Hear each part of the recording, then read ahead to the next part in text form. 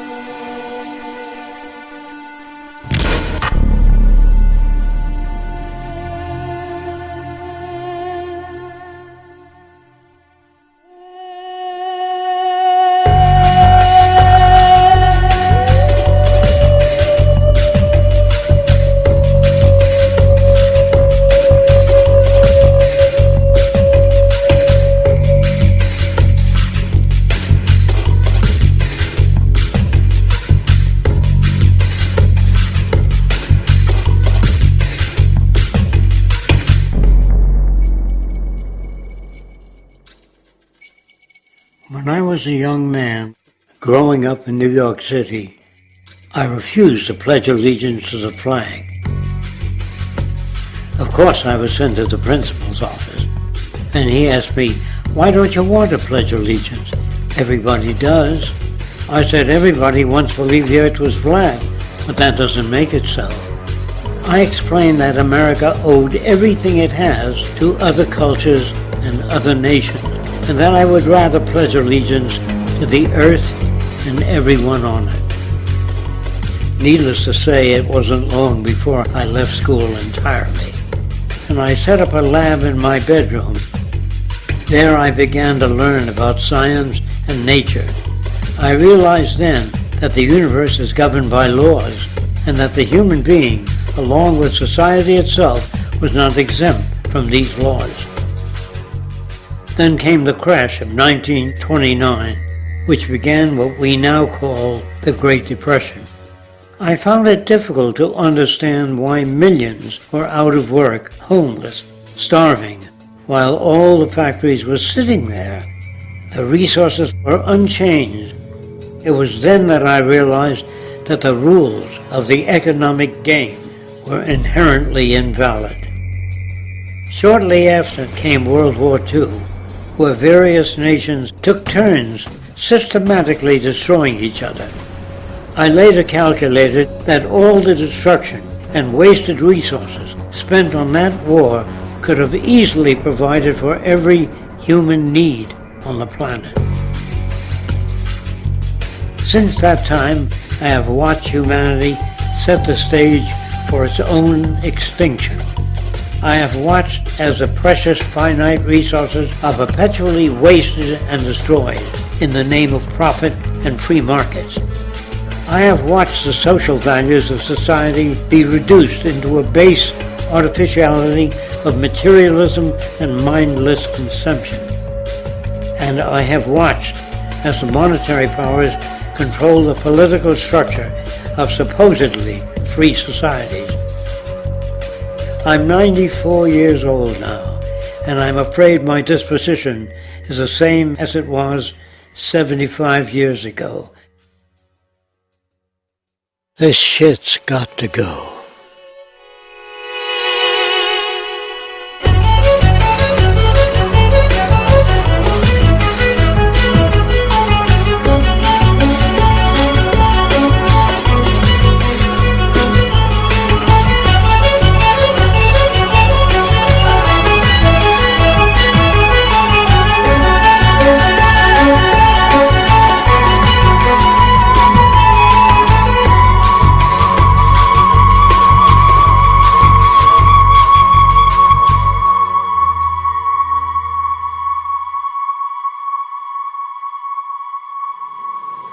So you're a scientist, and somewhere along the way, hammered into your head is the inevitable nature versus nurture, and that's at least up there with Coke versus Pepsi or Greeks versus Trojans.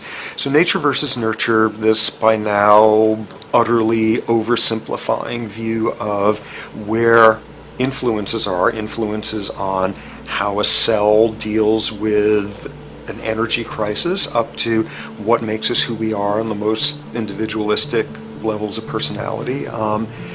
And what you've got is this complete false dichotomy built around nature as deterministic. At the very bottom of all the causality of life is DNA and the code of codes and the Holy Grail, and everything is driven by it. And at the other end, a much more social science perspective, which is we are social organisms, and biology is for slime molds. Humans are free of biology, and obviously both views are nonsense.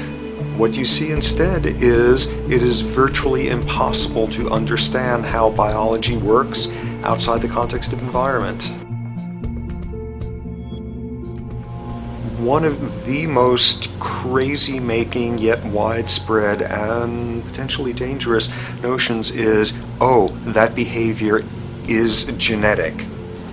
Now, what does that mean? It means all sorts of subtle stuff if you sort of know modern biology, but for most people out there, what it winds up meaning is a deterministic view of life, one rooted in biology and genetics, genes equal things that can't be changed. Genes equal things that are inevitable and that you might as well not waste resources trying to fix, might as well not put societal energies into trying to improve because it's inevitable, it's unchangeable. And that is sheer nonsense.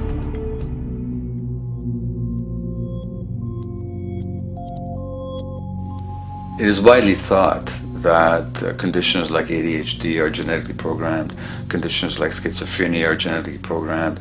The truth is the opposite. Nothing is genetically programmed. They're very rare diseases.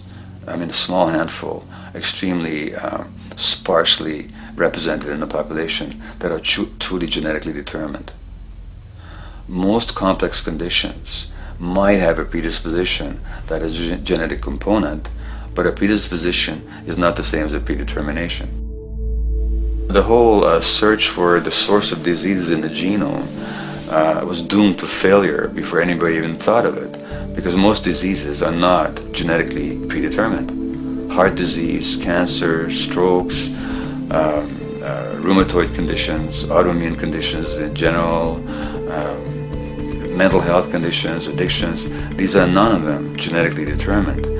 Breast cancer, for example, out of 100 women with breast cancer, only 7 will carry the breast cancer genes. 93 do not. And out of 100 women who do have the genes, not all of them will get cancer.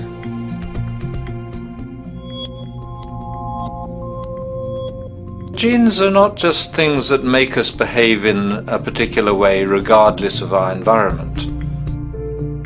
Genes give us different ways of responding to our environment.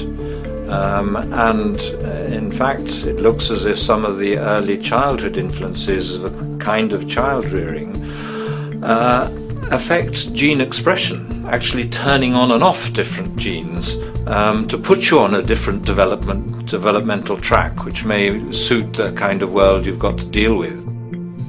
So, for example, a study done in Montreal with suicide victims looked at autopsies of the brains of these people.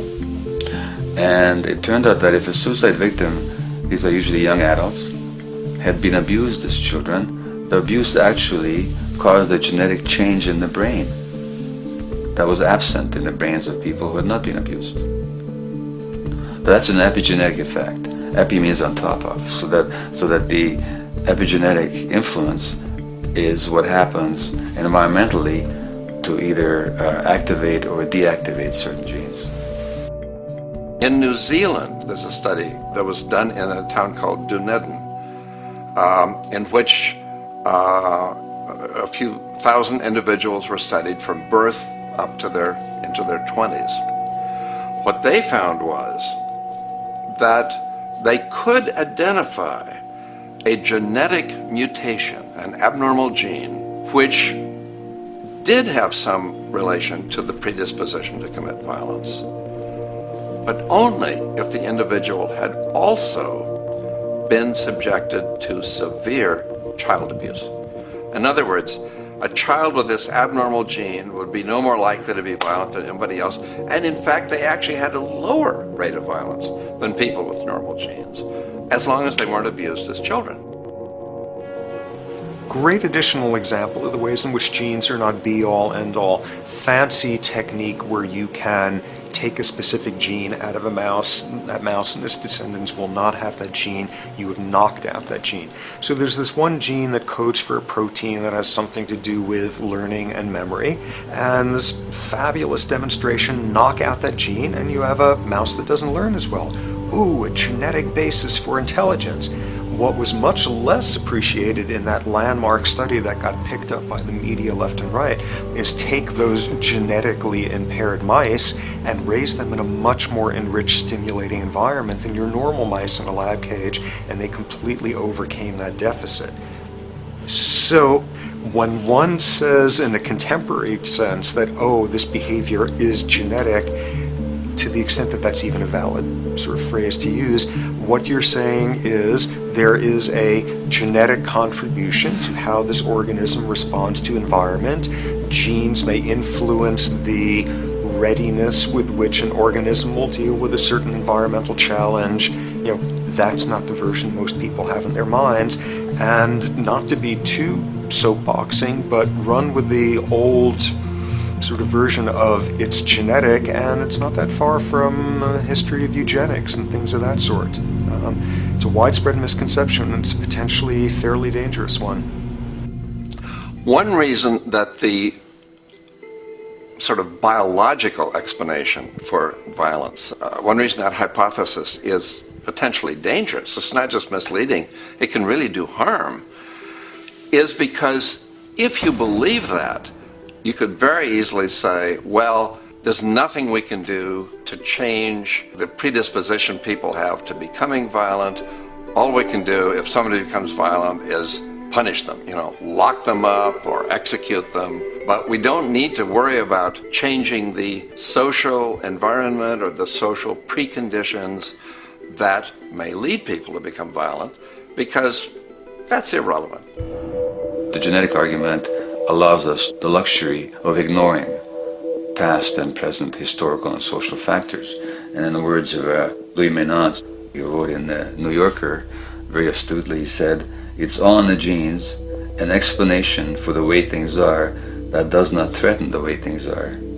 Why should someone feel unhappy or engage in antisocial behavior when that person is living in the freest and most prosperous nation on earth? It can't be the system. There must be a flaw in the wiring somewhere," which is a good way of putting it. So the genetic argument is simply a cop-out, which allows us to ignore the social and economic and political factors that in fact underlie many troublesome behaviors.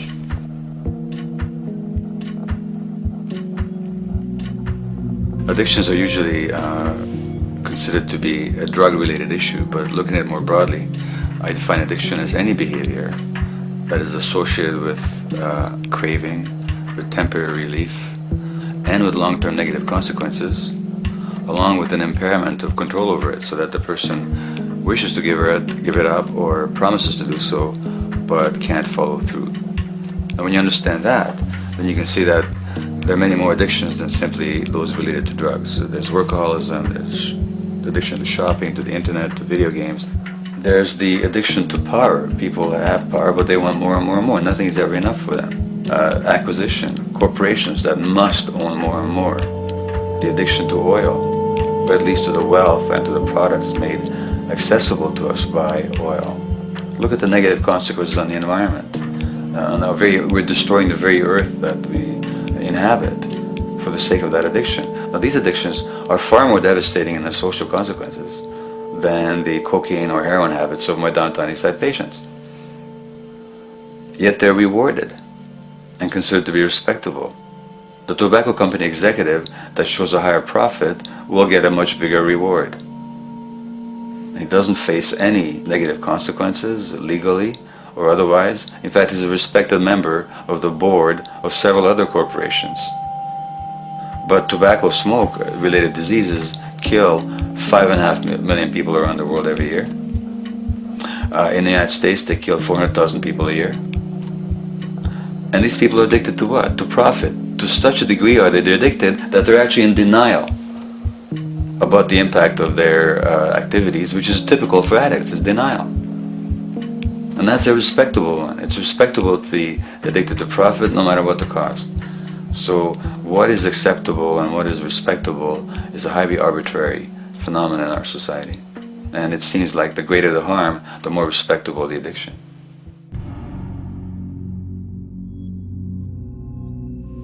There's a general myth that drugs in themselves are addictive. In fact, the war on drugs is predicated on the idea that if you interdict the sources of drugs, you can deal with addiction that way. Now, if we understand addiction in a broader sense, we see that nothing in itself is addictive. No substance, no drug is by itself addictive, and no behavior is by itself addictive. Many people can go shopping without becoming shopaholics. Not everybody becomes a food addict. Not everyone who drinks a glass of wine becomes an alcoholic. So the real issue is what makes people susceptible, because it's the combination of a susceptible individual and the potentially addictive substance or behavior that actually then makes for full flowering of addiction. In short, It's not the drug that's addictive, it's the question of the susceptibility of the individual to being addicted to a particular substance or behavior. If we wish to understand what then makes some people susceptible, we actually have to look at their life experience. The old idea, although it's old, but it's still broadly held, that addictions are due to some genetic cause is simply scientifically untenable. What the case is actually is that certain life experiences make people susceptible. Life experiences that not only shape the person's personality and psychological needs, but also their very brains in certain ways. And that process begins in utero.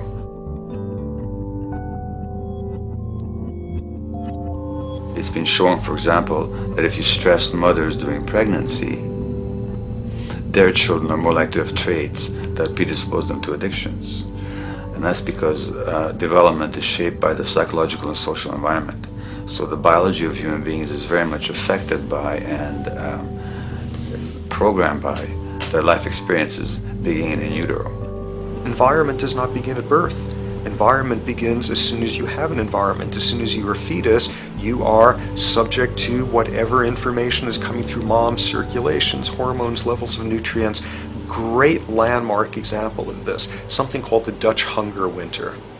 1944, Nazis occupying Holland. For a bunch of reasons, they decide to take all the food and divert it to Germany. For 3 months, everybody there is starving. Tens of thousands of people starve to death.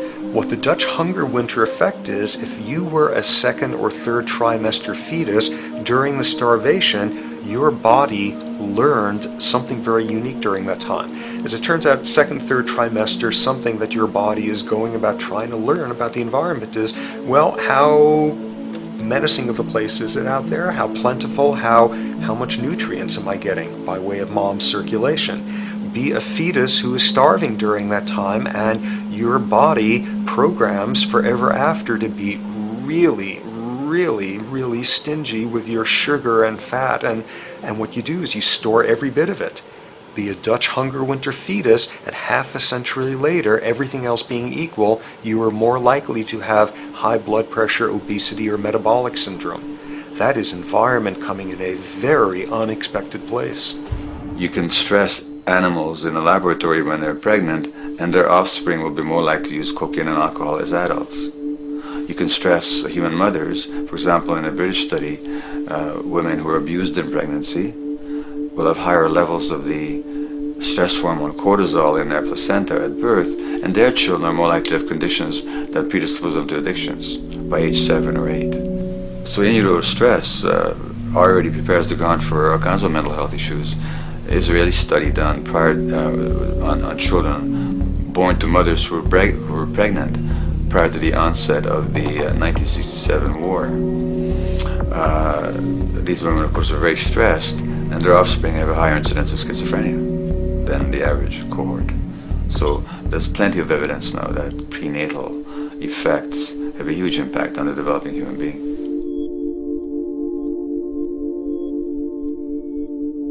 The point about human development, and specifically human brain development, is that it occurs mostly under the impact of the environment and mostly after birth.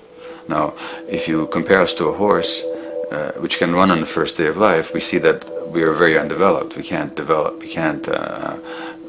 muster that much neurological coordination, balance, muscle strength, visual acuity until a year and a half, 2 years. And that's because the brain development that in the horse happens in the safety of the womb, in a human being has to happen after birth.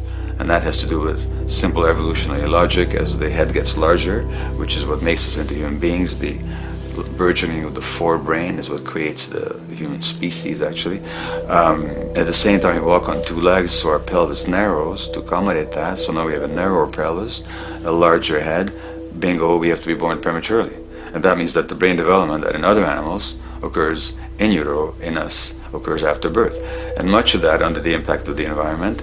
And the concept of neural Darwinism simply means that the circuits that get the appropriate input from the environment will develop optimally, and the ones that don't will either not develop optimally or perhaps not at all. If you take a child with perfectly good eyes at birth and you put him in a dark room for 5 years, he'll be blind thereafter for the rest of his life, because the circuits of vision require light waves for their development, and without that, even the rudimentary circuits present and active at birth will atrophy and die, and new ones will not develop. There's a significant way in which early experiences shape adult behavior, and even and especially early experiences for which there's no recall memory. It turns out that there are two kinds of memory. There is explicit memory, which is recall. This is when you can call back facts, details, episodes, circumstances. But the structure in the brain, which is called the hippocampus, which encodes recall memory, it doesn't even begin to develop fully until a year and a half, and it's not fully developed until much later, which is why hardly anybody has any recall memory prior to 18 months. But there's another kind of memory, which is called implicit memory, which is in fact an emotional memory, where the emotional impact and the interpretation that the child makes of those emotional experiences is ingrained in the brain in the form of nerve circuits ready to fire without specific recall. So to give you a clear example, people who are adopted have a lifelong sense of rejection very often. They can't recall the adoption, they can't recall the separation of a birth mother because there's nothing there to recall with. But the emotional memory of separation and rejection is deeply embedded in their brains. Hence, they're much more likely to experience a sense of rejection and a great emotional upset when they perceive themselves as being rejected than other people. That's not unique to people who are adopted, but it's particularly strong in them because of this function of implicit memory. People who are addicted, given that they, according to all the research literature, certainly in my experience, the hardcore addicts virtually were all significantly abused as children or suffered severe emotional loss. Their emotional or implicit memories are those of a world that's not safe and not helpful, caregivers who are not to be trusted, and relationships that are not safe enough to open up to vulnerably. And hence their responses tend to be to keep themselves separate from really intimate relationships, not to trust caregivers, doctors and other people who are trying to help them, and generally see the world as an unsafe place. And that's strictly a function of implicit memory, which sometimes has to do with incidents they don't even recall.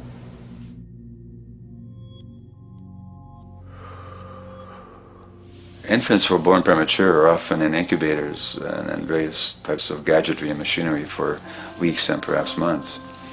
It's now known that if these children are touched and stroked on the back for just 10 minutes a day, that promotes their brain development. So human touch is essential for development. And in fact, infants who are never picked up will actually die. That's how much of a fundamental need being held is to human beings.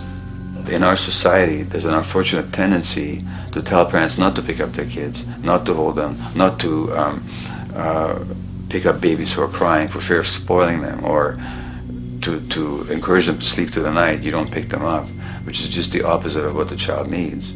And these children might go back to sleep because they give up and their brains just shut down as a way of defending against the vulnerability of being abandoned really by their parents.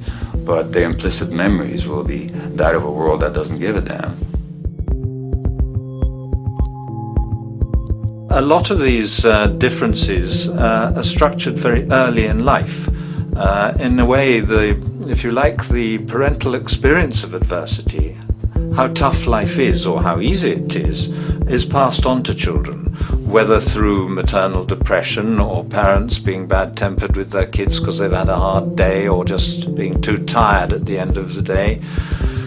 And these have very powerful effects, programming children's development, which we know a lot about now. But that's early sensitivity isn't just an evolutionary mistake. It exists again in many different species. Even seedlings, there's an early adaptive process to the kind of environment they're growing up in. But for humans, the adaptation is to the quality of social relations. And so early life, how nurturing or how much conflict, how much attention you get, is a taster of the kind of world you may be growing up in. Are you growing up in a world where you have to fight for what you can get, watch your back, fend for yourself, learn not to trust others?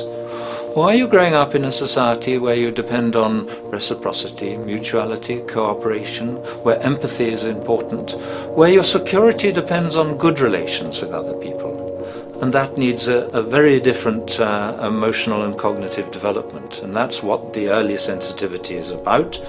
And parenting is almost, quite unconsciously, a system for passing on that experience to children of the kind of world they're in. The great British child psychiatrist D.W. Winnicott said that fundamentally two things can go wrong in childhood. One is when things happen that shouldn't happen, and then things that should happen but don't. And the first category is the traumatic and abusive and abandonment experiences of my downtown East Side patients and of many addicts. That's what shouldn't happen but did. But then there is the non-stressed, attuned, non-distracted attention of the parent that every child needs, that very often children don't get. They're not abused, they're not neglected, and they're not traumatized. But what should happen, the presence of the emotionally available, nurturing parent, just is not available to them because of the stresses in our society and the parenting environment. And the psychologist Alan Shore calls that proximal abandonment, when the parent is physically present, but emotionally absent. I have spent, roughly the last 40 years of my life working with the most violent people our society produces, murderers, rapists, and so on, in an attempt to understand what causes this violence. I discovered that the most violent of the criminals in our prisons had themselves been victims of a degree of child abuse that was beyond the scale of what I ever thought of applying the term child abuse to. I had no idea of the depth of the depravity with which children in our society are all too often treated. The most violent people I saw were themselves the survivors of their own attempted murder, often at the hands of their parents or other people in their social environment, or were the survivors of family members who'd been killed, their closest family members, by other people. The Buddha argued that everything depends on everything else. He says the one contains the many and the many contains the one. That you can't understand anything in isolation from its environment. The leaf contains the sun, the sky, and the earth, obviously. This has not been shown to be true, of course, all around, and specifically when it comes to human development. The modern scientific term for it is the biopsychosocial nature of human development, which says that the biology of human beings depends very much on their interaction with the social and psychological environment. And specifically, the psychiatrist and researcher Daniel Siegel at the University of California, Los Angeles, UCLA, has coined the phrase interpersonal neurobiology, which means to say that the way that our nervous system functions depends very much on our personal relationships. In the first place with the parenting caregivers, and in the second place with other important attachment figures in our lives, and in the third place with our entire culture. So that you can't separate the neurological functioning of a human being from the environment in which he or she grew up in and continues to exist in. And this is true throughout the life cycle. It's particularly true when you're dependent and helpless and your brain is developing, but it's true even in adults and even at the end of life.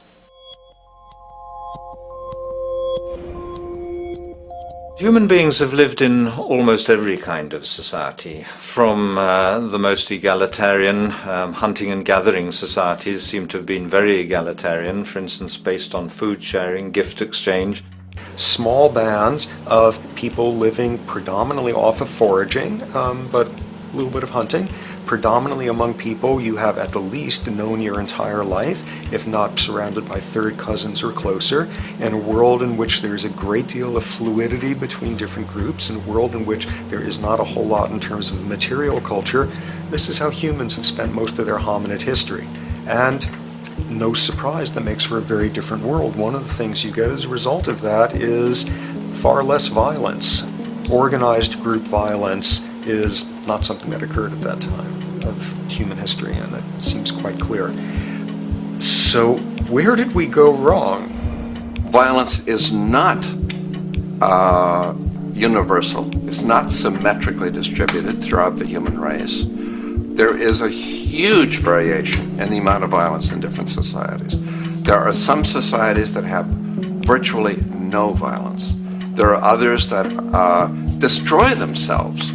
Some of the Anabaptist religious groups that are complete strict pacifists, like the Amish, the Mennonites, the Hutterites. Among some of these groups, the Hutterites, there are no recorded cases of homicide. During our major wars, like World War II, where people were being drafted, they would refuse to serve in the military. They would go to prison rather than serve in the military. In the kibbutzim in Israel, the level of violence is so low that the criminal courts there will often send violent offenders, people who've committed crimes, to live on the kibbutzim in order to learn how to live a nonviolent life, because that's the way people live there. So we are amply shaped by society. Our societies in the broader sense, including our theological, our metaphysical, our linguistic influences, etc., our societies help shape us as to whether or not we think life is basically about sin or about beauty, whether the afterlife will carry a price for how we live our lives or if it's irrelevant. In a broad sort of way, different large societies could be termed as individualistic or collectivist, and you get very different people and different mindsets, and I suspect different brains coming along with that. We in America are in one of the most individualistic of societies, and capitalism being a system that allows you to go higher and higher up a potential pyramid, and the deal is it comes with fewer and fewer safety nets. By definition, the more stratified a society is, the fewer people you have as peers, the fewer people with whom you have symmetrical, reciprocal relationships, and instead all you have are differing spots and endless hierarchies. And a world in which you have few reciprocal partners is a world with a lot less altruism.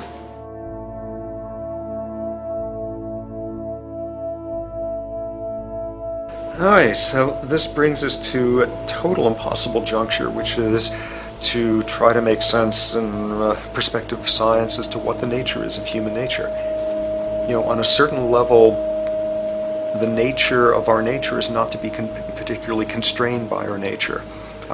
We come up with more social variability than any species out there, more systems of belief, of styles of family structures, of ways of raising children. The capacity for variety that we have is extraordinary. In a society which is predicated on competition and really very often the ruthless exploitation of one human being by another, the profiteering of other people's problems, and very often the creation of problems for the purpose of profiteering, the ruling ideology will very often justify that behavior by appeals to some fundamental and unalterable human nature. So the myth in our society is that people are competitive by nature, and that they're individualistic, and that they're selfish. The real reality is quite the opposite. We have certain human needs. The only way that you can talk about human nature concretely is by recognizing that there's certain human needs. We have a human need for companionship and for close contact, to be loved, to be attached to be accepted, to be seen, to be received for who we are. If those needs are met, we develop into people who are compassionate and cooperative and who have empathy for other people. So the opposite that we often see in our society is in fact the distortion of human nature, precisely because so few people have their needs met. So yes, you can talk about a human nature, but only in the sense of basic human needs that are instinctively evoked, or I should say certain human needs that lead to certain traits if they are met, and a different set of traits if they're denied. So, when we recognize the fact that the human organism, which has a great deal of adaptive flexibility, allowing us to survive in many different conditions, is also rigidly programmed for certain environmental requirements or human needs, a social imperative begins to emerge. Just as our bodies require physical nutrients, the human brain demands positive forms of environmental stimulus at all stages of development, while also needing to be protected from other negative forms of stimulus.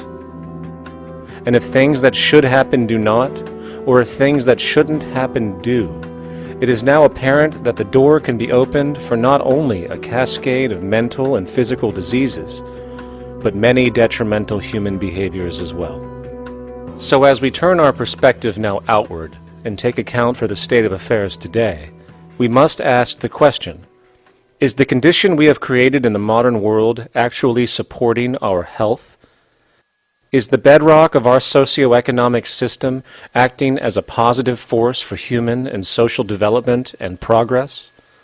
Or is the foundational gravitation of our society actually going against the core evolutionary requirements needed to create and maintain our personal and social well-being?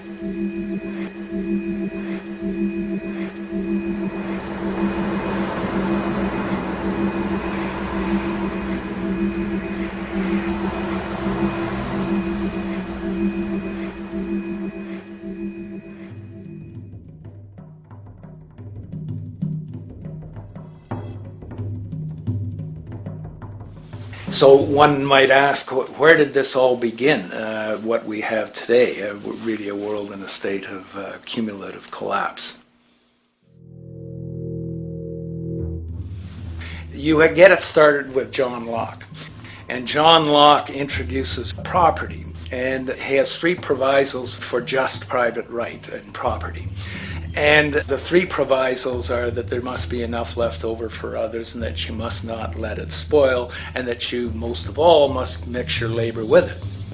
It seems justified. You mix your labor with the world, then you're entitled to the product, and as long as there's enough left over for others, and as long as it doesn't spoil, you don't allow anything to go to waste, that's okay. Well, he spends a long time of his famous treatise of government, and it's since been the canonical text for economic and political and legal understanding. Is still a classic text of study. Well, what he did is, after he gives the provisos, and you're almost thinking at the time whether you're for private property or not, he's given a very good and plausible and powerful defense of private property here. Well, he drops them. He drops them like that, right in one sentence. He says, well, once the introduction of money came in by men's tacit consent, then it became, and he doesn't say all the provisos are canceled, erased, but that's what happens. So now we have not product and your property earned by your own labor. Oh no, money buys labor now. There's no longer a consideration of whether there's enough left over for others. There's no longer a consideration of whether it spoils, because he says, well, money's like silver and gold can't spoil, therefore monies can't be responsible for waste, which is ridiculous. We're not talking about money and silver, we're talking about what its effects are. It's one non sequitur after another. Just the most startling logical legerdemain that he gets away with here. But it fits the interests of capital owners.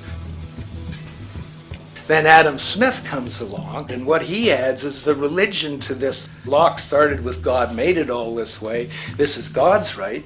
And now we get also with Smith coming along and says it's not only God's, I mean, he's not saying this, but this is what's happening philosophically in principle. He's saying it's not only a question of private property, that's all now presupposed, is given.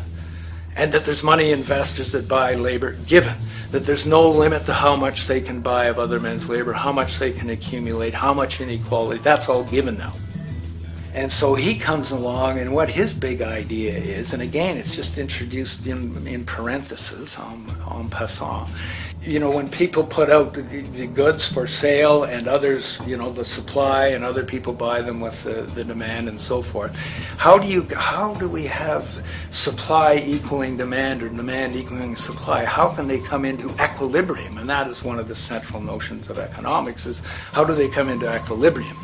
And he says it's the invisible hand of the market that brings them into equilibrium.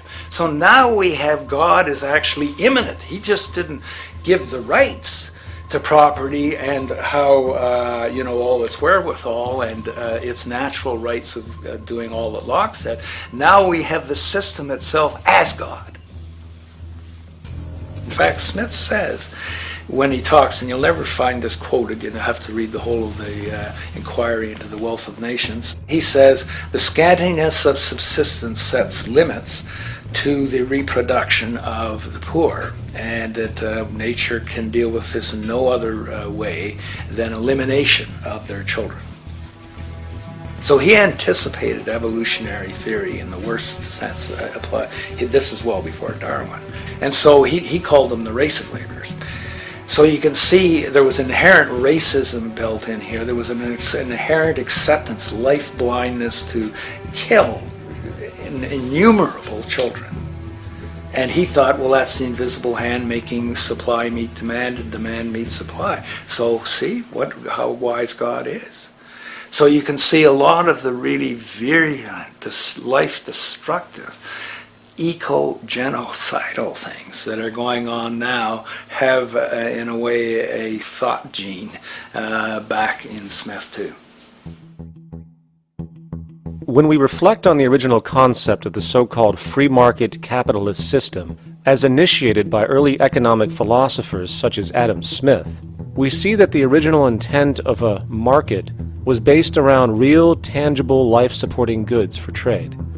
Adam Smith never fathomed that the most profitable economic sector on the planet would eventually be in the arena of financial trading, or so-called investment, where money itself is simply gained by the movement of other money in an arbitrary game which holds zero productive merit to society.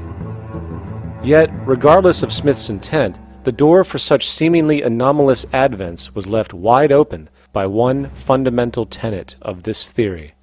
Money is treated as a commodity in and of itself. Today, in every economy of the world, regardless of the social system they claim, money is pursued for the sake of money and nothing else.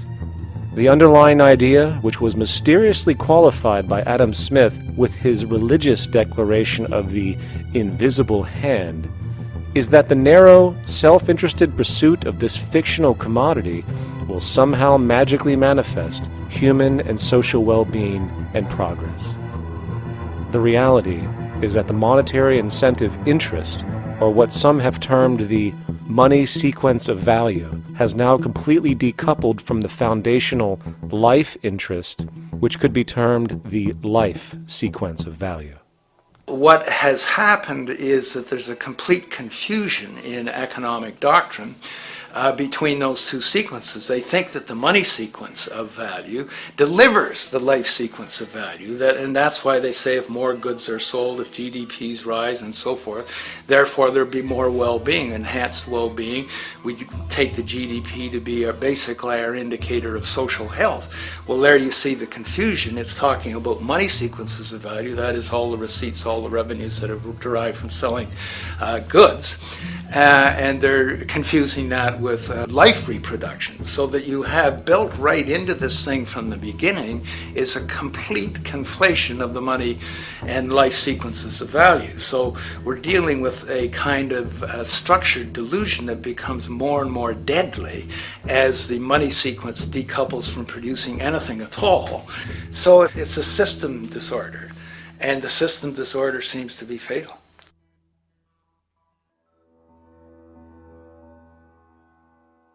In society today, you seldom hear anyone speak of the progress of their country or society in terms of their physical well-being, state of happiness, trust, or social stability. Rather, the measures are presented to us through economic abstractions. We have the gross domestic product, the consumer price index, the value of the stock market, rates of inflation, and so on. But does this tell us anything of real value as to the quality of people's lives? No, all these measures have to do with the money sequence itself and nothing more. For example, the gross domestic product of a country is a measure of the value of goods and services sold. This measure is claimed to correlate to the standard of living of a country's people. In the United States, healthcare accounted for over 17% of GDP in 2009, amounting to over $2.5 trillion spent, hence creating a positive effect on this economic measure. And based on this logic, it would be even better for the U.S. economy if healthcare services increased more so, perhaps to $3 trillion or $5 trillion, since that would create more growth, more jobs, and hence boasted by economists as a rise in their country's standard of living. But wait a minute, what do healthcare services actually represent? Well, sick and dying people. That's right, the more unhealthy people there are in America, the better the economy. Now, that is not an exaggeration or a cynical perspective. In fact, if we step back far enough, you will realize that the GDP not only doesn't reflect real public or social health on any tangible level, it is, in fact, mostly a measure of industrial inefficiency and social degradation. And the more you see it rise, the worse things are becoming with respect to personal, social, and environmental integrity. You have to create problems to create profit. There is no profit under the current paradigm in saving lives, putting balance on this planet, having justice and peace or anything else. There's just no profit there. There's an old saying, pass a law, create a business. Whether you're creating a business for a lawyer or whatever. So, crime does create business, just like destruction creates business in Haiti. We have now roughly 2 million people incarcerated in this country, and of those, many of them are in prisons run by private corporations, Corrections Corporation of America, Wackenhut, who trade their stock on Wall Street based upon how many people are in jail. Now that's sickness, but that is a reflection of what this economic paradigm calls for. So what exactly does this economic paradigm call for? What is it that keeps our economic system going? Consumption. Or more accurately, cyclical consumption. When we break down the foundation of classic market economics, we are left with a pattern of monetary exchange that simply cannot be allowed to stop or even substantially slowed, if the society as we know it is to remain operational. There are three main actors on the economic stage: the employee, the employer, and the consumer. The employee sells labor to the employer for income. The employer sells its production services and hence goods to the consumer for income. And the consumer, of course, is simply another role of the employer and employee, spending back into the system to enable the cyclical consumption to continue. In other words, the global market system is based on the assumption that there will always be enough product demand in society to move enough money around at a rate which can keep the consumption process going. And the faster the rate of consumption, the more so-called economic growth is assumed, and so the machine goes. But hold on, I thought an economy was meant to, economize? Doesn't the very term have to do with preservation and efficiency and a reduction of waste? So how does our system, which demands consumption and the more the better, efficiently preserve or economize at all? Well, it doesn't. The intent of the market system is, in fact, the exact opposite of what a real economy is supposed to do, which is efficiently and conservatively orient the materials for production and distribution of life-supporting goods. We live on a finite planet with finite resources, where, for example, the oil we utilize took millions of years to develop, where the minerals we use took billions of years to develop. So, having a system that deliberately promotes the acceleration of consumption for the sake of so-called economic growth is pure ecocidal insanity. Absence of waste, that's what efficiency is. Absence of waste. This system is more wasteful than all the other existing systems in the history of the planet. Every level of life organization and life system is in a state of crisis and challenge and decay or collapse. No peer-reviewed journal in the last 30 years will tell you anything different. That is that every life system is in decline, as well as social programs, as well as our water access. Try to name any means of life that isn't threatened and in danger. You can't. There really isn't one, and that's very, very despairing.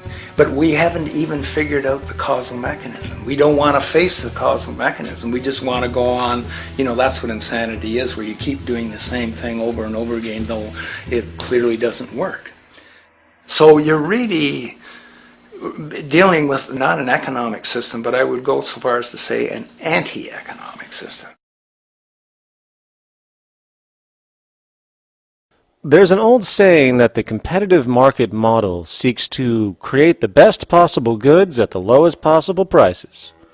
This statement is essentially the incentive concept, which justifies market competition based on the assumption that the result is the production of higher quality goods. If I was going to build myself a table from scratch, I would naturally build it out of the best, most durable materials possible, right? With the intent for it to last as long as possible. Why would I want to make something poor, knowing I would have to eventually do it again and expend more materials and more energy? Well, as rational as that may seem in the physical world, when it comes to the market world, it is not only explicitly irrational, it is not even an option. It is technically impossible to produce the best of anything if a company is to maintain a competitive edge and hence remain affordable to the consumer.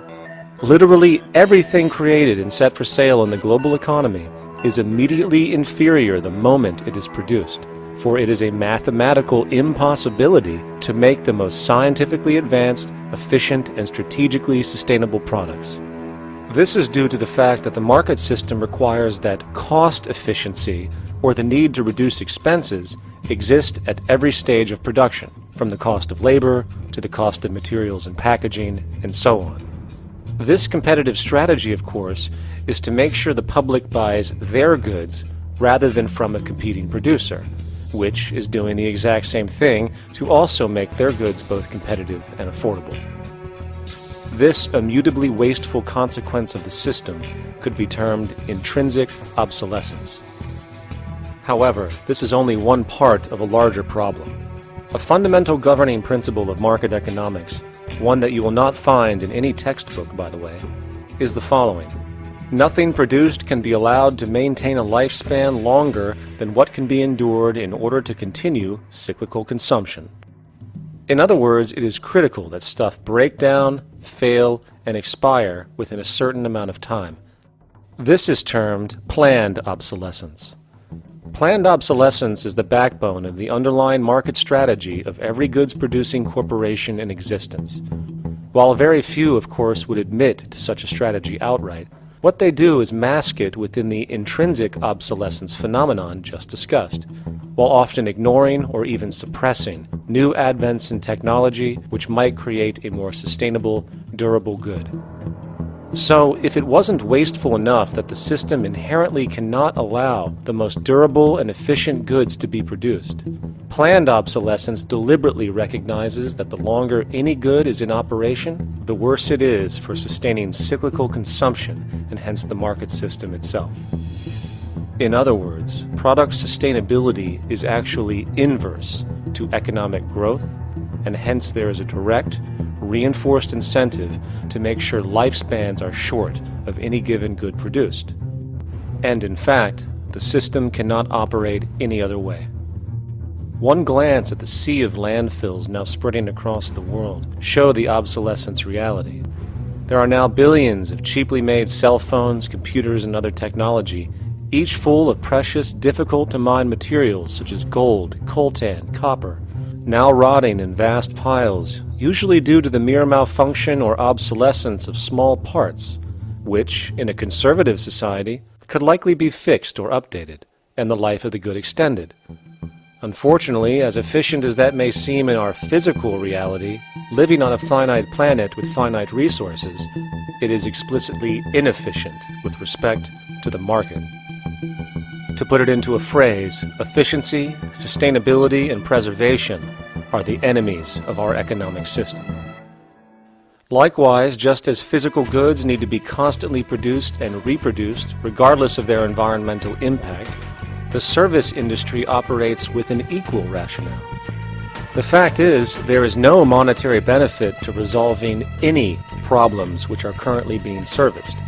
At the end of the day, the last thing the medical establishment really wants is the curing of diseases such as cancer, which would eliminate countless jobs and trillions in revenue. And since we're on the subject, crime and terrorism in this system are good. Well, at least economically, for it is employing police, generating high-value commodities for security, not to mention the value of prisons that are privately owned for profit. And how about war?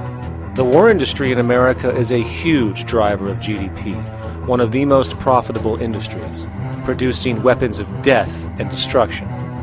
The favorite game of this industry is to blow things up and then go and rebuild them for profit. We saw this with the windfall billion-dollar contracts made from the Iraq War.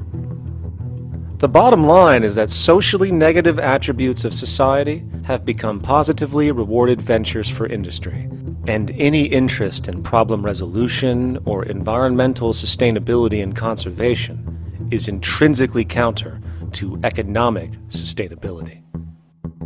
And this is why, every time you see the GDP rise in any country, you are witnessing an increase in necessity, whether real or contrived. And by definition, a necessity is rooted in inefficiency. Hence, increased necessity means increased inefficiency. The American dream is based on rampant consumerism. It is based upon the fact that mainstream media, and especially commercial advertising, all corporations who need this infinite growth, have convinced us or brainwashed most people in America, and hence the world, that we have to have X number of material possessions and the possibility of gaining infinitely more material possessions in order to be happy. That's just not true. So why do people continue to buy in this way, which is ultimately eco-genocidal in its systemic effects cumulatively? And it just is classical operant conditioning. You simply put inputs of conditioning into the organism, and you have outputs of desired behaviors or goals or objectives. And it has all the resources of technology. And they boast about how they get into the minds of infants. What they hear is already making them conditioned to the brand. Then you see, well, that's how people have been such fools. In a way, they've been taught to be fools. It's a value system disorder. You know, if there is any testament to the plasticity of the human mind, if there is any proof to how malleable human thought is and how easily conditioned and guided people can become based on the nature of their environmental stimulus and what it reinforces, the world of commercial advertising is the proof. You have to stand in awe at the level of brainwashing where these programmed robots known as consumers wander the landscape only to walk into a store and spend, say, $4,000 on a handbag that likely costs $10 to make in a sweatshop overseas, only for the brand status it supposedly represents in the culture. Or perhaps the ancient communal traditions which increase trust and cohesiveness in society, which have now been hijacked by acquisitive, materialistic values, where now annually we exchange useless crap a few times a year. And we might wonder why so many today have a compulsion to shopping and acquisition, when it is clear that they have been conditioned from childhood to expect material goods as a sign of their status with friends and family. The fact is, the foundation of any society are the values that support its operation, and our society, as it exists, can only operate if our values support the conspicuous consumption it requires to continue the market system. 75 years ago, consumption in America and much of the First World was half of what we see today per person. Today's new consumer culture has been manufactured and imposed due to the very real need for higher and higher levels of consumption. And this is why most corporations now spend more money on advertising than the actual process of product creation itself. They work diligently to create a false need for you to fill, and it happens to work. You know, economists are in fact not economists at all. They're propagandists of money value, and you'll find that all their models basically get down to token exchanges that are to the profit of one side or both sides or whatever, but they're completely disconnected from the actually existing world of reproduction. In Ohio, an old man failed to pay his electric bill. You may be familiar with the case. And the electric company turned off the electricity and he died. The reason they turned it off was because it wouldn't have been profitable for them to keep it on because he didn't pay his bill. Do you believe that was right? The responsibility really lies not on the electric company for turning it off, but on those of this man's neighbors and friends and associates who are not charitable enough to enable him as an individual to meet the electric bill. Did I hear that right? Did he just say the death of a man caused by not having money was the responsibility of other people, or in effect charity? Well then, I guess we're going to need a whole lot of infomercials, little miserable coin slot donations for bodega counters, and a bunch of pickle jars for the billion people now starving to death on this planet because of the very system Milton Friedman promotes. Whether you are dealing with the philosophies of Milton Friedman, F.A. Hayek, John Maynard Keynes, Ludwig von Mises, or any other major market economist, the basis of rationale rarely leaves the money sequence. It is like a religion. Consumption analysis, stabilization policies, deficit spending, aggregate demand. It exists as a never-ending, self-referring, self-rationalizing circle of discourse where universal human need, natural resources, or any form of physical life-supporting efficiency is ruled out by default and replaced by the singular notion that humans seeking advantage over each other for money alone, motivated by their own narrow self-interest, will magically create a sustainable, healthy, balanced society. There is no life coordinate in this whole theory, this whole doctrine. What are they doing? What are they doing? What they're doing is tracking money sequences. That's all it is tracking money sequences, presupposing everything that matters. One, that there's no life coordinates. Wow, no life coordinates. Two, that all the agents are self-maximizing preference seekers. That is, they think of nothing other than themselves and what they can get most for themselves. That's the notion, that's the ruling notion of rationality. Self-maximizing choice. And the only thing that they're interested in self-maximizing is money or commodities. Well, where does social relations come in? It doesn't, except in the exchange to self-maximize. Where do our natural resources come in? They don't, except to exploit. Where does the family come in as being able to survive? It doesn't. They have to have money in order to purchase any good. Well, shouldn't an economy deal somewhere with human need? Isn't that what the fundamental issue is, to satisfy human needs? Oh, need isn't even in your lexicon. You dissolve it into wants. And what is a want? That means money demand that wants to buy. Well, if it's money demand and wants to buy, it's got nothing to do with need, because it may be the person has no money demand and desperately needs, say, water supply. Or it may be money demand wants a gold toilet seat. Well, where does it all go? To the gold toilet seat. And you call this economics? Like, it's really, when one thinks of it, it's got to be the most bizarre delusion in the history of human thought.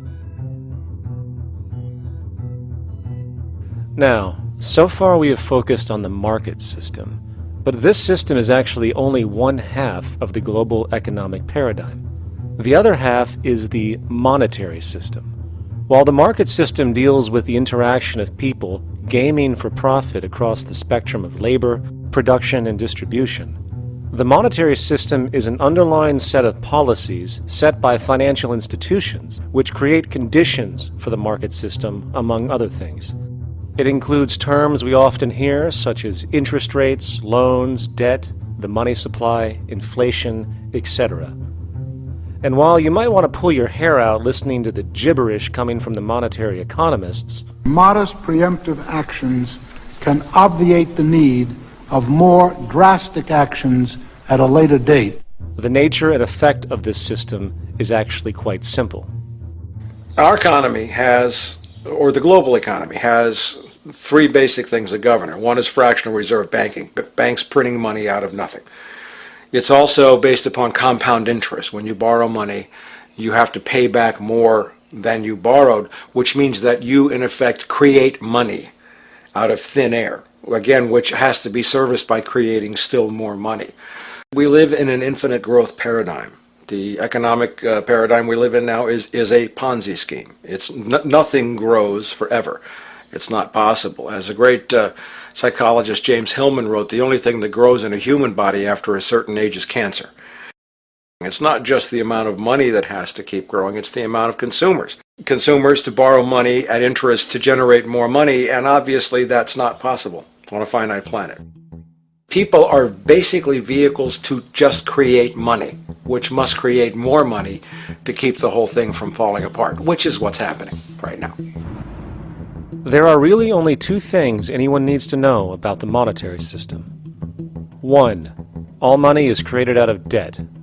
Money is monetized debt, whether it materialized from treasury bonds, home loan contracts, or credit cards. In other words, if all outstanding debt was to be repaid right now, there would not be $1 in circulation. And 2, interest is charged on virtually all loans made, and the money needed to pay back this interest does not exist in the money supply outright. Only the principal is created by the loans, and the principal is the money supply. So, if all this debt was to be repaid right now, not only would there not be $1 left in circulation, there would also be a gigantic amount of money owed that is literally impossible to pay back, for it does not exist. The consequence of all of this is that two things are inevitable: inflation and bankruptcy. As far as inflation, this can be seen as an historical trend in virtually every country today, and easily tied to its cause, which is the perpetual increase of the money supply, which is required to cover the interest charges and keep the system going. As far as bankruptcy, it comes in the form of debt collapse. This collapse will inevitably occur with a person, a business, or a country, and typically happens when the interest payments are no longer possible to make.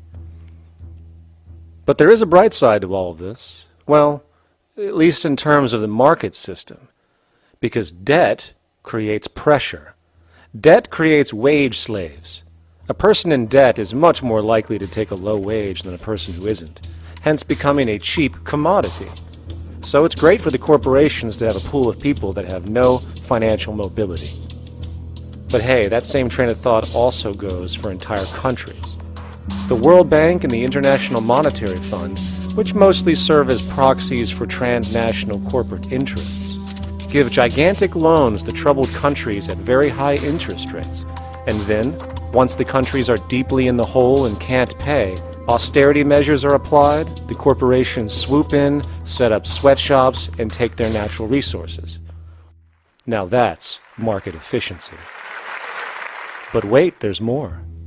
You see, there's this unique hybrid of the monetary and market system called the stock market, which rather than, actually produce anything real, they just buy and sell money itself. And when it comes to debt, you know what they do? That's right, they trade it. They actually buy and sell debt for profit, from credit default swaps and collateralized debt obligations for consumer debt, to complex derivative schemes used to mask the debt of entire countries, such as the collusion of investment bank Goldman Sachs in Greece, which nearly collapsed the entire European economy. So when it comes to the stock market and Wall Street, we have an entirely new level of insanity born out of the money sequence of value. All you need to know about markets was written in an editorial in the Wall Street Journal a couple years ago. It was called Lessons of the Brain-Damaged Investor. And in this editorial, they explain why people with slight brain damage do better as investors than people with normal brain functionality. Why? Because the slightly brain-damaged person has no empathy. And that's the key. If you don't have any empathy, you do well as an investor. And so Wall Street breeds people who have no empathy to go in there and to make decisions and make trades that they have no compunction about and no thought whatsoever as to what they're doing might affect their fellow human being. So they breed these robots, these people who have no souls. And since they don't even want to pay these people anymore, they're now breeding robots, real algorithmic traders. Goldman Sachs and the high-frequency trading scandal. They put a computer next to the exchange, the New York Stock Exchange. This computer, this co-located computer, as they call it, it front-runs all the trades on the exchange, and it hits the exchange with volumes of orders in ways that scout pennies and nickels away from the exchange. It's like they're siphoning money all day long. They went one quarter last year, 30 or 60 straight days without a single down day and made millions of dollars every single day. Is that because, well, that's statistically impossible. When I worked on Wall Street, the way it works is everyone kicks upstairs the bribes.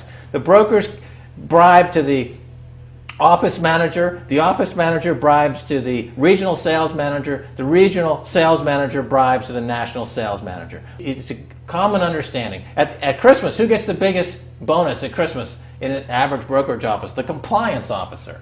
The compliance officer sits there all day long. He's supposed to be making sure you don't violate any of the margin rules and you're complying with the law. Of course, yeah, to the extent that you can bribe the compliance officer, yeah, that's right, you are complying with the law. So how does fraud has become the system? It's no longer a byproduct. It is the system. You know, it's like that old Woody Allen joke. He says, "Doctor, my brother thinks he's a chicken." And the doctor says, "Take a pill, and that should cure the problem." And he says, "No, doctor, you don't understand. We need the eggs." Okay? So the trading of fraudulent claims back and forth between banks to generate fees, to generate bonuses, has become the GDP producing growth engine of the United States economy. Even though they're essentially trading fraudulent claims that there's absolutely no hope of ever paying back. They're processing and generating and resecuritizing nothing. If I write $20 billion on a cocktail napkin and I sell it to JP Morgan while JP Morgan writes $20 billion on a cocktail napkin, and we swap those two cocktail napkins at a bar and we each pay ourselves 1/4% in a fee, we make a lot of money for our Christmas bonus. We each have on our books a $20 billion cocktail napkin, which has no real value until such time as the system is no longer able to absorb bogus cocktail napkins, in which case we go to the government to get bailed out. And because of Wall Street and the global stock market, there are now conservatively about $700 trillion of outstanding fraudulent claims known as derivatives, still waiting to collapse, a value amounting to over 10 times the gross domestic product of the entire planet. And while we have seen the bailouts of corporations and banks by governments, which of course comedically borrow their money from banks to begin with, we are now seeing attempts to bail out whole countries by conglomerates of other countries through the international banks. But how do you bail out a planet? There is no country out there that isn't now saturated in debt. The cascade of sovereign debt defaults we have seen can only be the beginning when the math is taken into account. It has been estimated in the United States alone that income tax would need to be raised to 65% per person just to cover the interest in the near future. Economists are now foreshadowing that within a few decades, 60% of the countries on the planet will be bankrupt. But, hold on, let me get this straight. The world is going bankrupt, whatever the hell that means, because of this idea called debt, which doesn't even exist in the physical reality. It's only part of a game that we've invented. And yet, the well-being of billions of people is now being compromised. Extreme layoffs, tent cities, accelerating poverty, austerity measures imposed, schools shutting down, child hunger, and other levels of familial deprivation, all because of this elaborate fiction. What are we, fucking stupid? Hey, Mars, my man. Help a brother out, huh? Grow up, kid.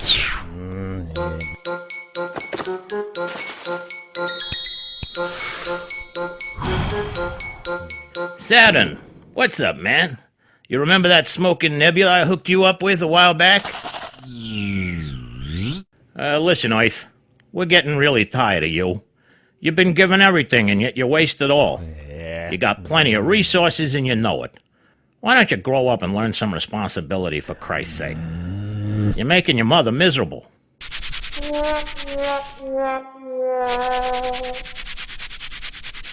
You're on your own, pal. Yeah, whatever.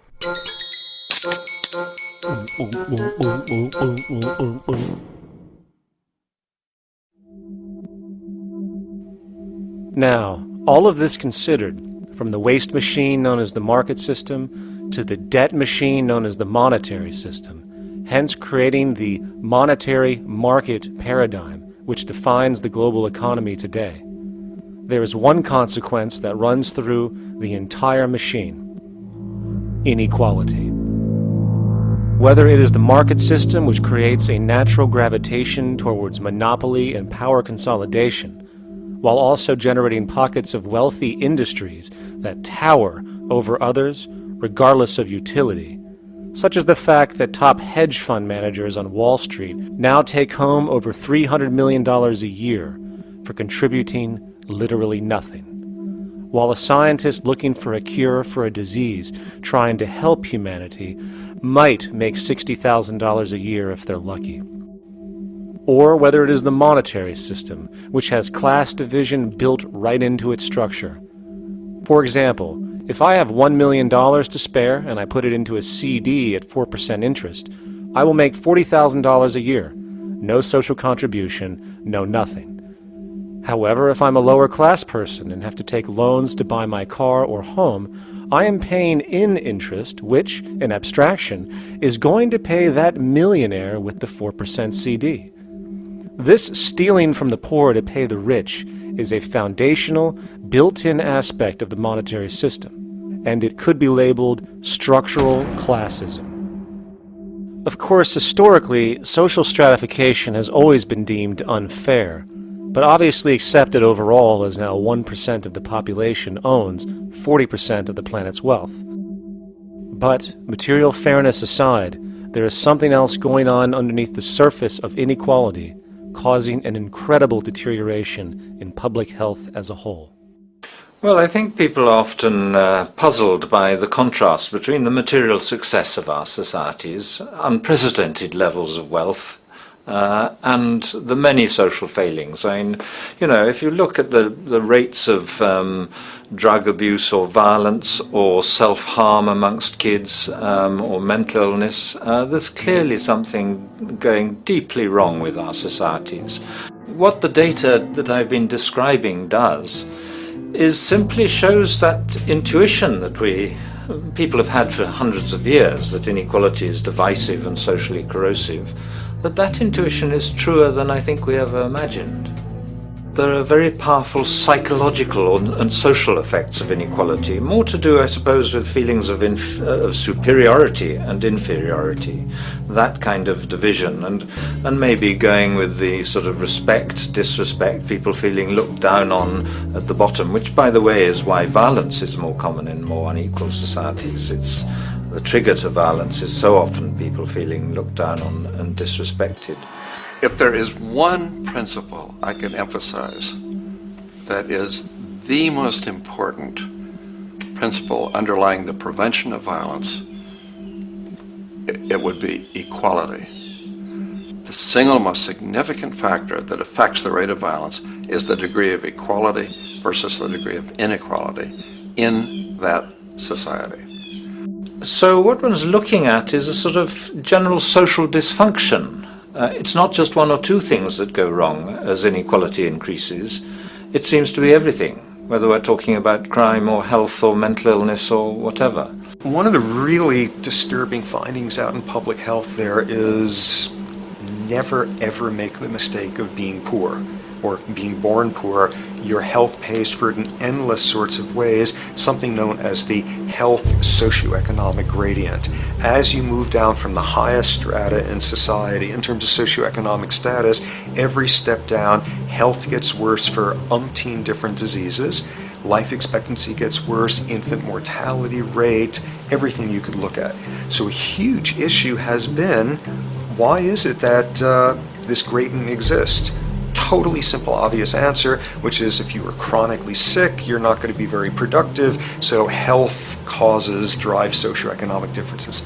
Not that in the slightest. On the very simple level that you could look at socioeconomic status of a 10-year-old, and that's going to predict something about their health decades later. So that's the direction of causality. Next one, what's it about? Oh, it's perfectly obvious. Poor people can't afford to go to the doctor. It's healthcare access. It's got nothing to do with that, because you see these same gradients in countries with universal healthcare, socialized medicine. Okay, next simple explanation. Oh, on the average, the poorer you are, the more likely you are to smoke, to drink, to all sorts of lifestyle risk factor stuff. Yeah, those contribute, but careful studies have shown that explains maybe about a third of the variability. So what's left? And what's left is having a ton to do with the stress of poverty. So the poorer you are, starting off being, the person who's $1 income behind Bill Gates, the poorer you are in this country, on the average, the worse your health is. This tells us something really important. The health connection with poverty, it's not about being poor, it's about feeling poor. Increasingly, we recognize that chronic stress is an important influence on health, but the most important sources of stress are the quality of social relations. And if there is anything that lowers the quality of social relations, it is the socioeconomic stratification of society. What science has now shown is that regardless of material wealth, the stress of simply living in a stratified society leads to a vast spectrum of public health problems. And the greater the inequality, the worse they become. Life expectancy, longer in more equal countries. Drug abuse, less in more equal countries. Mental illness, less in more equal countries. Social capital, meaning the ability of people to trust each other, naturally greater in more equal countries. Educational scores, higher in more equal countries. Homicide rates, less in more equal countries. Crime and rates of imprisonment, less in more equal countries. It goes on and on. Infant mortality, obesity, teen birth rate, less in more equal countries. And perhaps most interesting, innovation, greater in more equal countries, which challenges the age-old notion that a competitive, stratified society is somehow more creative and inventive.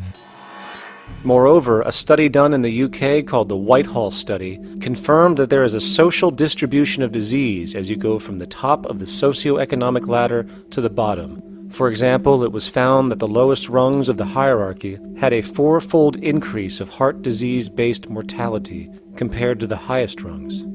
And this pattern exists irrespective of access to health care. Hence, the worse a person's relative financial status, the worse their health is going to be on average. This phenomenon is rooted in what could be termed psychosocial stress, and it is at the foundation of the greatest social distortions plaguing our society today. Its cause? The monetary market system. Make no mistake, the greatest destroyer of ecology, the greatest source of waste and depletion and pollution, the greatest purveyor of violence, war, crime, poverty, animal abuse, and inhumanity, the greatest generator of social and personal neuroses, mental disorders, depression, anxiety, not to mention the greatest source of social paralysis, stopping us from moving into new methodologies for personal health, global sustainability, and progress on this planet, is not some corrupt government or legislation, not some rogue corporation or banking cartel, not some flaw of human nature, and not some secret hidden cabal that controls the world. It is, in fact, the socio-economic system itself at its very foundation.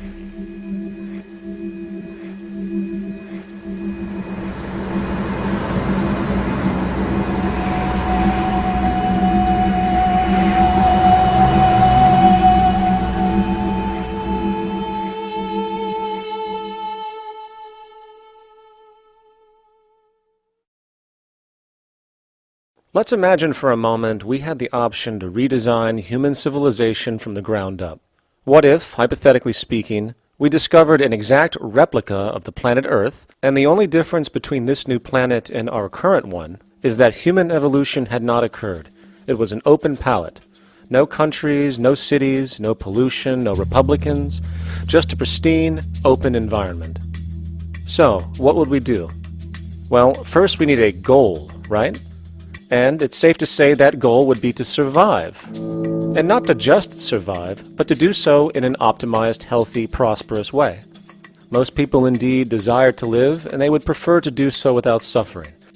Therefore, the basis of this civilization needs to be as supportive and hence sustainable for human life as possible, taking into account the material needs of all the world's people, while trying to remove anything that could hurt us in the long run. That goal of, say, maximum sustainability understood, the next question regards our method. What kind of approach do we take? Well, let's see. Last I checked, politics was the method of social operation on Earth.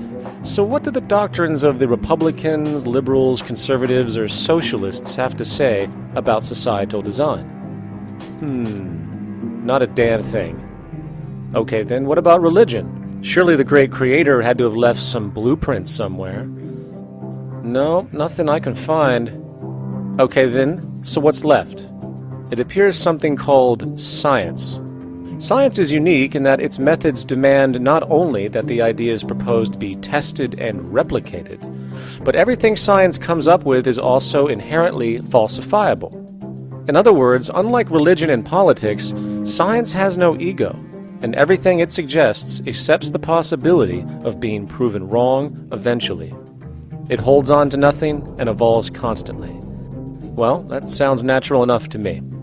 So then, based on the current state of scientific knowledge in the early 21st century, along with our goal of maximum sustainability for the human population, how do we begin the actual process of construction? Well, the first question to ask, what do we need to survive? The answer, of course, are planetary resources. Whether it is the water we drink, the energy we use, the raw materials we utilize to create tools and shelter, the planet hosts an inventory of resources, many of which are demanded for our survival. So, given that reality, it then becomes critical to figure out what we have and where it is. This means we need to conduct a survey. We simply locate and identify every physical resource on the planet we can, along with the amount available at each location, from the deposits of copper to the most potent locations for wind farms to produce energy, to the natural freshwater springs, to an assessment of the amount of fish in the ocean, to the most prime arable land for food cultivation, etc. But since we humans are going to be consuming these resources over time, we then realize that not only do we need to locate and identify, we also need to track. We need to make sure we don't run out of any of this stuff. That would be bad. And this means not only tracking our rates of use, but the rates of earthly regeneration as well, such as how long it takes for, say, a tree to grow or a spring to replenish. This is called dynamic equilibrium. In other words, if we use up trees faster than they can be grown back, we have a serious problem, for it is unsustainable. So then, how do we track this inventory, especially when we recognize that all of this stuff is scattered everywhere? We have large mineral mines in what we call Africa, energy concentrations in the Middle East, huge tidal power possibilities on the Atlantic coast of North America, the largest supply of fresh water in Brazil, etc. Well, once again, good old science has a suggestion. It's called systems theory. Systems theory recognizes that the fabric of the natural world, from human biology to the earthly biosphere to the gravitational pull of the solar system itself, is one huge synergistically connected system, fully interlinked. Just as human cells connect to form our organs, and the organs connect to form our bodies, and since our bodies cannot live without the earthly resources of food, air, and water, we are intrinsically connected to the earth, and so on. So, as nature suggests, we take all of this inventory and tracking data and create a system to manage it. A global resource management system, in fact, to account for every relevant resource on the planet. There is simply no logical alternative if our goal as a species is survival in the long run. We have to keep track as a whole. That understood, we can now consider production. How do we use all this stuff? What will our process of production be, and what do we need to consider to make sure it is as optimized as possible to maximize our sustainability? Well, the first thing that jumps right out at us is the fact that we need to constantly try and preserve. The planet's resources are essentially finite, so it is important that we be strategic. Strategic preservation is key. The second thing we recognize is that some resources are really not as good as others in their performance. In fact, some of this stuff, when put into use, has a terrible effect on the environment, which invariably hinders our own health. For example, oil and fossil fuels, no matter how you cut it, release some pretty destructive agents into the environment. Therefore, it is critical we do our best to use such things only when we really have to, if at all. Fortunately for us, we see a ton of solar, wind, tidal, wave, heat differential, and geothermal possibilities for energy production, so we can strategize objectively about what we use and where to avoid what could be called negative retroactions, or anything that results from production or use that damages the environment and hence ourselves. We will call this strategic safety to couple in with our strategic preservation. But production strategies do not stop there. We are going to need an efficiency strategy for the actual mechanics of production itself. And what we find is that there are roughly 3 specific protocols we must adhere to. 1. Every good we produce must be designed to last as long as possible. Naturally, the more things break down, the more resources we are going to need to replace them, and the more waste produced. 2. When things do break down or are no longer usable for whatever reason, it is critical that we harvest or recycle as much as we possibly can. So the production design must take this into account directly at the very earliest stages. 3. Quickly evolving technologies, such as electronics, which are subject to the fastest rates of technological obsolescence, would need to be designed to foreshadow and accommodate physical updates. The last thing we want to do is throw away an entire computer system just because it has only one broken part or is outdated. So we simply design the components to be easily updated, part by part, standardized and universally interchangeable, foreshadowed by the current trend of technological change. And when we realize that the mechanisms of strategic preservation, strategic safety, and strategic efficiency are purely technical considerations, devoid of any human opinion or bias, we simply program these strategies into a computer which can weigh and calculate all the relevant variables, allowing us to always arrive at the absolute best method for sustainable production based on current understandings. And while that might sound complex, all it is a glorified calculator. Not to mention such multivariate decision-making and monitoring systems are already used across the world today for isolated purposes. It is simply a process of scaling it out.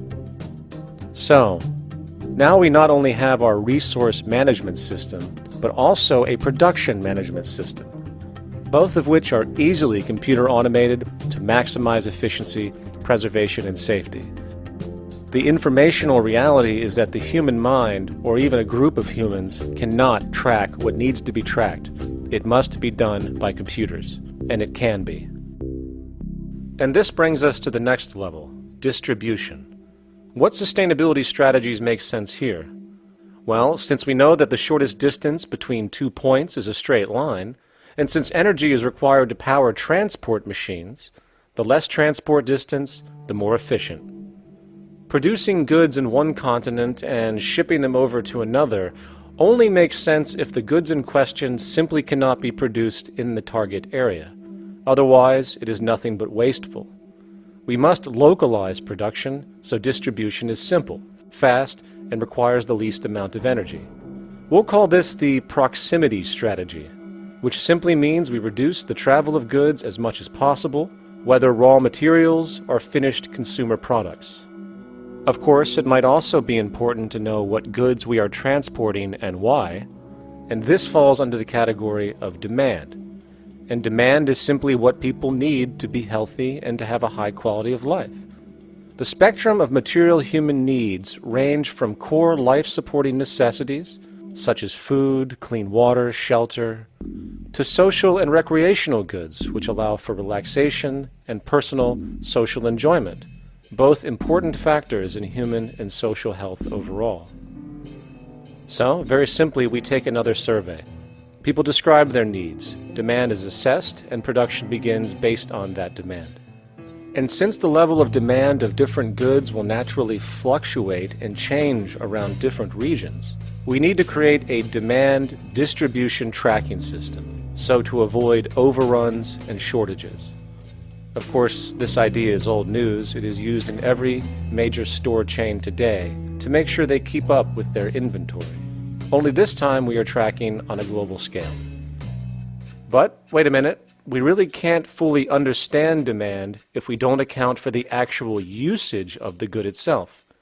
Is it logical and sustainable for every single human to, say, have one of everything made, regardless of their usage?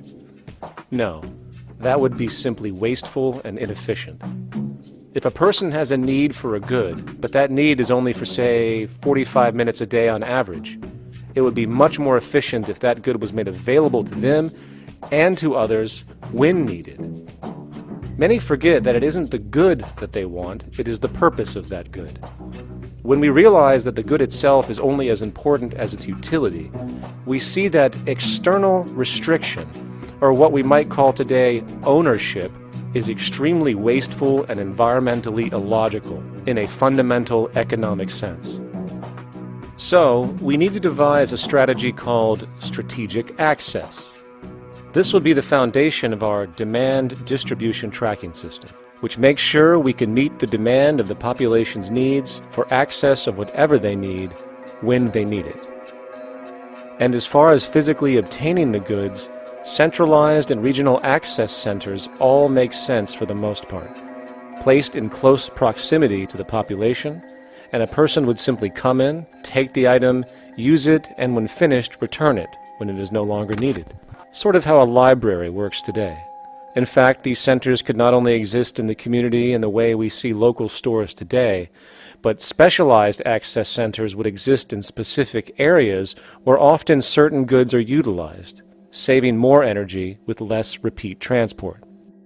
And once this demand tracking system is in order, it is tied into our production management system, and of course into our resource management system, hence creating a unified, dynamically updating, global economic management machine that simply makes sure we remain sustainable, starting with securing the integrity of our finite resources, moving to make sure we only create the best, most strategic goods possible, while distributing everything in the most intelligent and efficient way.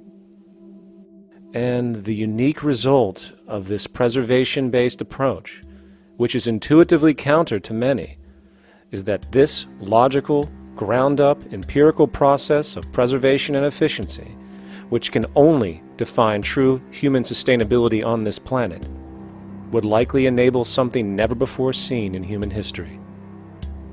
Access abundance, not just for a percentage of the global population, but the entire civilization. This economic model, as was just generalized, this responsible systems approach to total Earth resource management and processes, designed again to do nothing less than take care of humanity as a whole in the most efficient and sustainable way, could be termed a resource-based economy. The idea was defined in the 1970s by structural engineer Jacques Fresco. He understood back then that society was on a collision course with nature and itself, unsustainable on every level. And if things didn't change, we would destroy ourselves one way or another. Are all these things you're saying, Jacques, could they be built with what we know today, or are some of these things, are you guessing based on what we know today? No. All of these things can be built with what we know today. It would take 10 years to change the surface of the Earth, to rebuild the world into a second Garden of Eden. The choice lies with you. the stupidity of a nuclear arms race, the development of weapons, trying to solve your problems politically by electing this political party or that political party, that all politics is immersed in corruption. Let me say it again. Communism, socialism, fascism, the Democrats, the liberals, we want to absorb human beings. All organizations that believe in a better life for man, there are no Negro problems or Polish problems or Jewish problems or Greek problems or women's problems. They're human problems. I'm not afraid of anybody. I don't work for anyone. No one can discharge me. I have no boss. I am afraid to live in the society we live in today. Our society cannot be maintained by this type of incompetency. It was great, the free enterprise system, about 35 years ago. That was the last of its usefulness. Now we've got to change our way of thinking or perish. The horror movies of the future will be our society, the way it didn't work. And politics would be part of a horror movie. Lots of people today use the term cold science because they're analytical. And they don't even know what analytical means. Science means closer approximations of the way the world really works. So it's telling the truth, is what it is. A scientist doesn't try to get along with people. They tell them what their findings are. They have to question all things. And if some scientist comes up with an experiment that shows certain materials have certain strength, other scientists have to be able to duplicate that experiment and come up with the same results. Even if a scientist feels that an airplane wing, due to mathematics or calculations, can hold up a given amount of weight, they still pile sandbags on it to see when it breaks. And they say, you know, my calculations are right, or they're not correct. I love that system because it's free of bias and free of thinking that math can solve all the problems. You have to put your math to test also. I think that every system that can be put to test should be put to test. And that all decisions should be based upon research. A resource-based economy is simply the scientific method applied to social concern, an approach utterly absent in the world today. Society is a technical invention, and the most efficient methods of optimized human health, physical production, distribution, city infrastructure, and the like reside in the field of science and technology, not politics or monetary economics. It operates in the same systematic way as, say, an airplane, and there is no Republican or liberal way to build an airplane. Likewise, nature itself is the physical referent we use to prove our science, and it is a set system, emerging only from our increased understanding of it. In fact, it has no regard for what you subjectively think or believe to be true. Rather, it gives you an option. You can learn and fall in line with its natural laws and conduct yourself accordingly, invariably creating good health and sustainability, or you can go against the current to no avail. It doesn't matter how much you believe you can just stand up right now and walk on the wall next to you. The law of gravity will not allow it. If you do not eat, you will die. If you are not touched as an infant, you will die. As harsh as it may sound, nature is a dictatorship, and we can either listen to it and come in harmony with it, or suffer the inevitable adverse consequences. So, a resource-based economy is nothing more than a set of proven, life-supporting understandings where all decisions are based upon optimized human and environmental sustainability. It takes into account the empirical life ground, which every human being shares as a need, regardless, again, of their political or religious philosophy.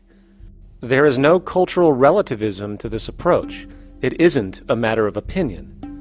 Human needs are human needs, and having access to the necessities of life, such as clean air, nutritious food, and clean water, along with a positively reinforcing, stable, nurturing, and non-violent environment, is demanded for our mental and physical health, our evolutionary fitness, and hence the species' survival itself.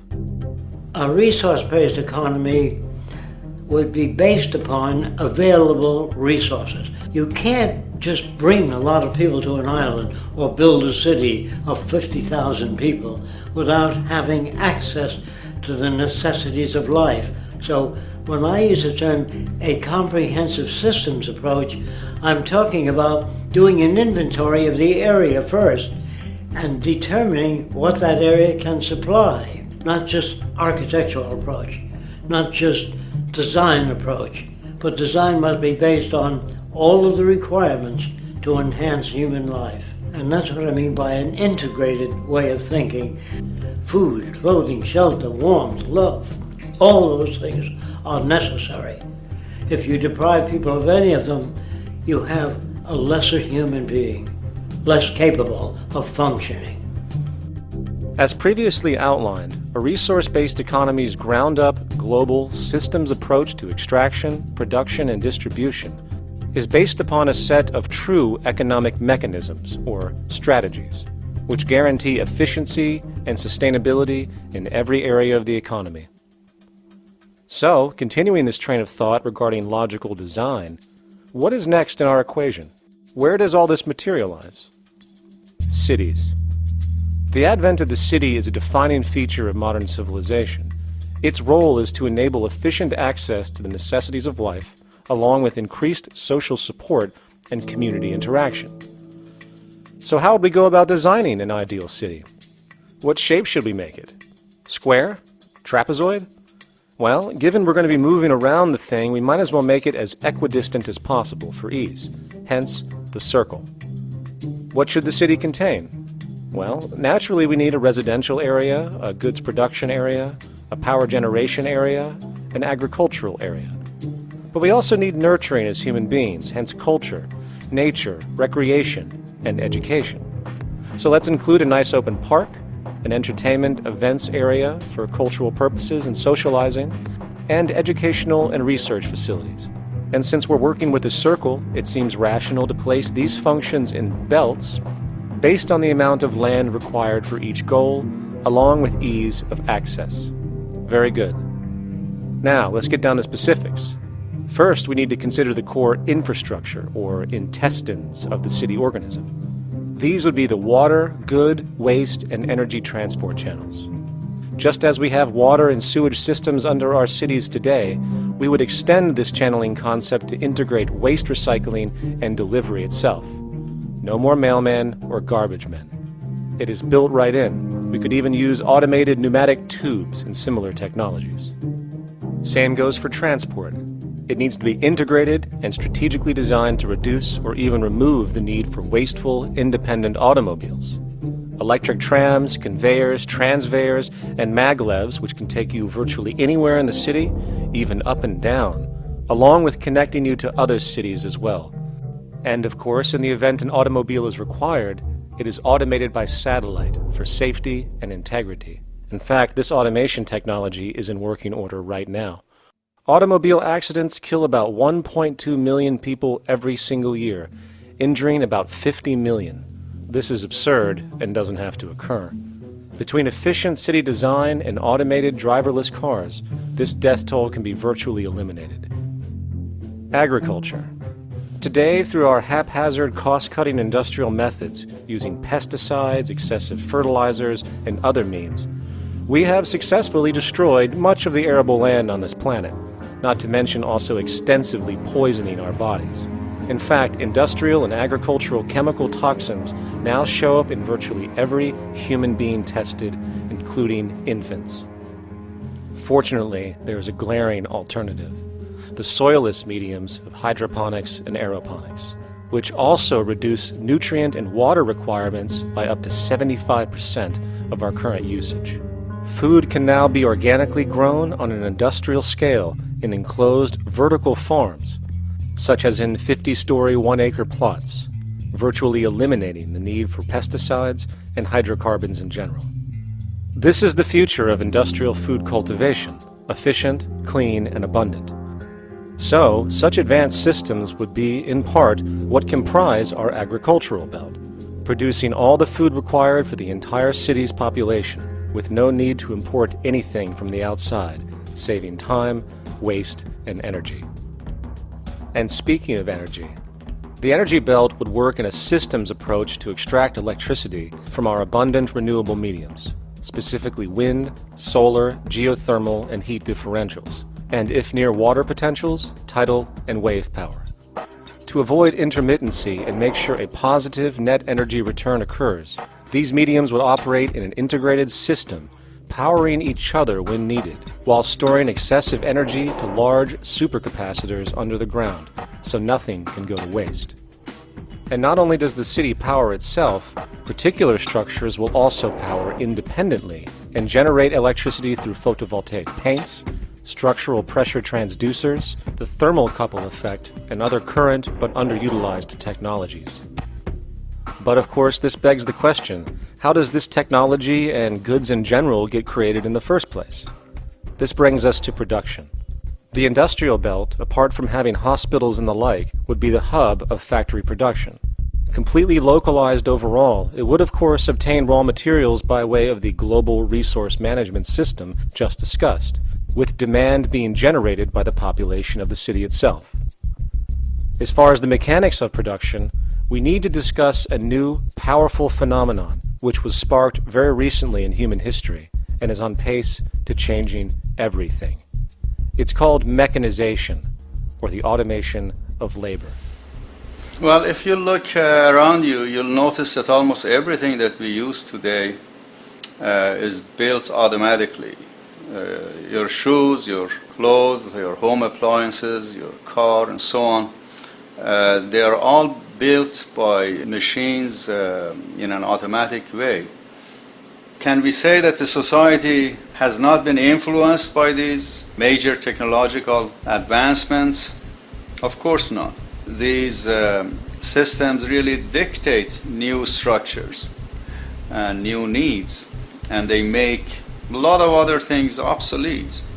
So we've been going up in the development and use of technology in an exponential way. So definitely automation is going to continue. You cannot stop technologies that just make sense. Labor automation through technology is at the bottom of every major social transformation in human history. From the agricultural revolution and the invention of the plow, to the industrial revolution and the invention of the powered machine, to the information age we live in now through essentially the invention of advanced electronics and computers. And with regard to advanced production methods today, mechanization is now evolving on its own, moving away from the traditional method of assembling component parts into a configuration into an advanced method of creating entire products in one single process. Like most engineers, I'm fascinated by biology because it's so full of examples of extraordinary pieces of engineering.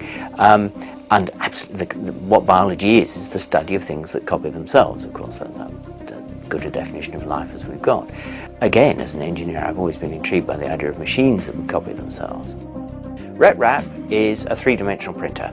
That's to say, it's a printer that you plug into a computer, and instead of making two-dimensional sheets of paper with patterns on, it makes real, physical, three-dimensional objects. Now, there's nothing new about that. 3D printers have been around for about 30 years. Big thing about RepRap is that it prints most of its own parts. So if you've got one, you can make another one and give it to a friend, as well as being able to print lots of useful things. From the simple printing of basic household goods in your home, to the printing of an entire automobile body in one swoop, advanced automated 3D printing now has the potential to transform virtually every field of production, including home construction. Contour crafting is actually a fabrication technology, the so-called 3D printing, when you directly build a 3D object from a computer model. Using contour crafting, it will be possible to build a 2,000 square foot home entirely by the machine in one day. The reason that people are interested in automating construction is that it really brings a lot of benefits. For example, construction is pretty labor intensive, and although it provides job for a sector of the society, it also has issues and complications. For example, construction is the most dangerous job that there is. It is worse than mining and agriculture. It has got the highest level of fatality almost in every country. Another issue is the waste. An average home in the United States has 3 to 7 tons of waste. So this is huge if we look at the impact of construction and knowing that about 40% of all materials in the world are used in construction. So big waste of energy and resources and big damage to the environment as well. Making homes using hammers and nails and wood with the state-of-art technology today is really absurd and will go the way of our labor class in regards to manufacturing in the United States. Recently, there was a study by economist David Attor of MIT that states that our middle class is obsolete and being replaced by automation. Quite simply, mechanization is more productive, efficient, and sustainable than human labor in virtually every sector of the economy today. Machines do not need vacations, breaks, insurance, pensions, and they can work 24 hours a day every day. The output potential and accuracy compared to human labor is unmatched. The bottom line, repetitive human labor is becoming obsolete and impractical across the world, and the unemployment you see around you today is fundamentally the result of this evolution of efficiency in technology. For years, market economists have dismissed this growing pattern, which could be called technological unemployment, because of the fact that new sectors always seem to emerge to reabsorb the displaced workers. Today, the service sector is the only real hub left and currently employs over 80% of the American workforce, with most industrialized countries maintaining a similar proportion. However, this sector is now being challenged increasingly by automated kiosks, automated restaurants, and even automated stores. Economists today are finally acknowledging what they have been denying for years. Not only is technological unemployment exacerbating the current labor crisis we see across the world due to the global economic downturn, but the more the recession deepens, the faster the industries are mechanizing. The catch, which is not realized, is that the faster they mechanize to save money, the more they displace people, the more they reduce public purchasing power. This means that while the corporation can produce everything more cheaply, fewer and fewer people will actually have money to buy anything, regardless of how cheap they become. The bottom line is that the labor for income game is slowly coming to an end. In fact, if you take a moment to reflect on the jobs which are in existence today, which automation could take over right now if applied, 75% of the global workforce could be replaced by mechanization tomorrow. And this is why, in a resource-based economy, there is no monetary market system, no money at all, for there is no need. A resource-based economy recognizes the efficiency of mechanization and accepts it for what it offers. It doesn't fight it like we do today. Why? Because it is irresponsible not to, given any interest in efficiency and sustainability. And this brings us back to our city system. In the center is the central dome, which not only houses the educational facilities and transportation hub, it also hosts the mainframe that runs the city's technical operations. The city is, in fact, one big automated machine. It has sensors in all technical belts to track the progress of agriculture, energy gathering, production, distribution, and the like. Now, would people be needed to oversee these operations in the event of a malfunction or the like? Most probably yes, but that number would decrease over time as improvements continue. However, as of today, maybe 3% of the city population would be needed for this job when you break it down. And I can assure you that in an economic system which is actually designed to take care of you and secure your well-being, without you having to submit to a private dictatorship on a daily basis, usually to a job that is either technically unnecessary or socially pointless, while often struggling with debt that doesn't exist just to make ends meet. I guarantee you people will volunteer their time left and right to maintain and improve a system that actually takes care of them.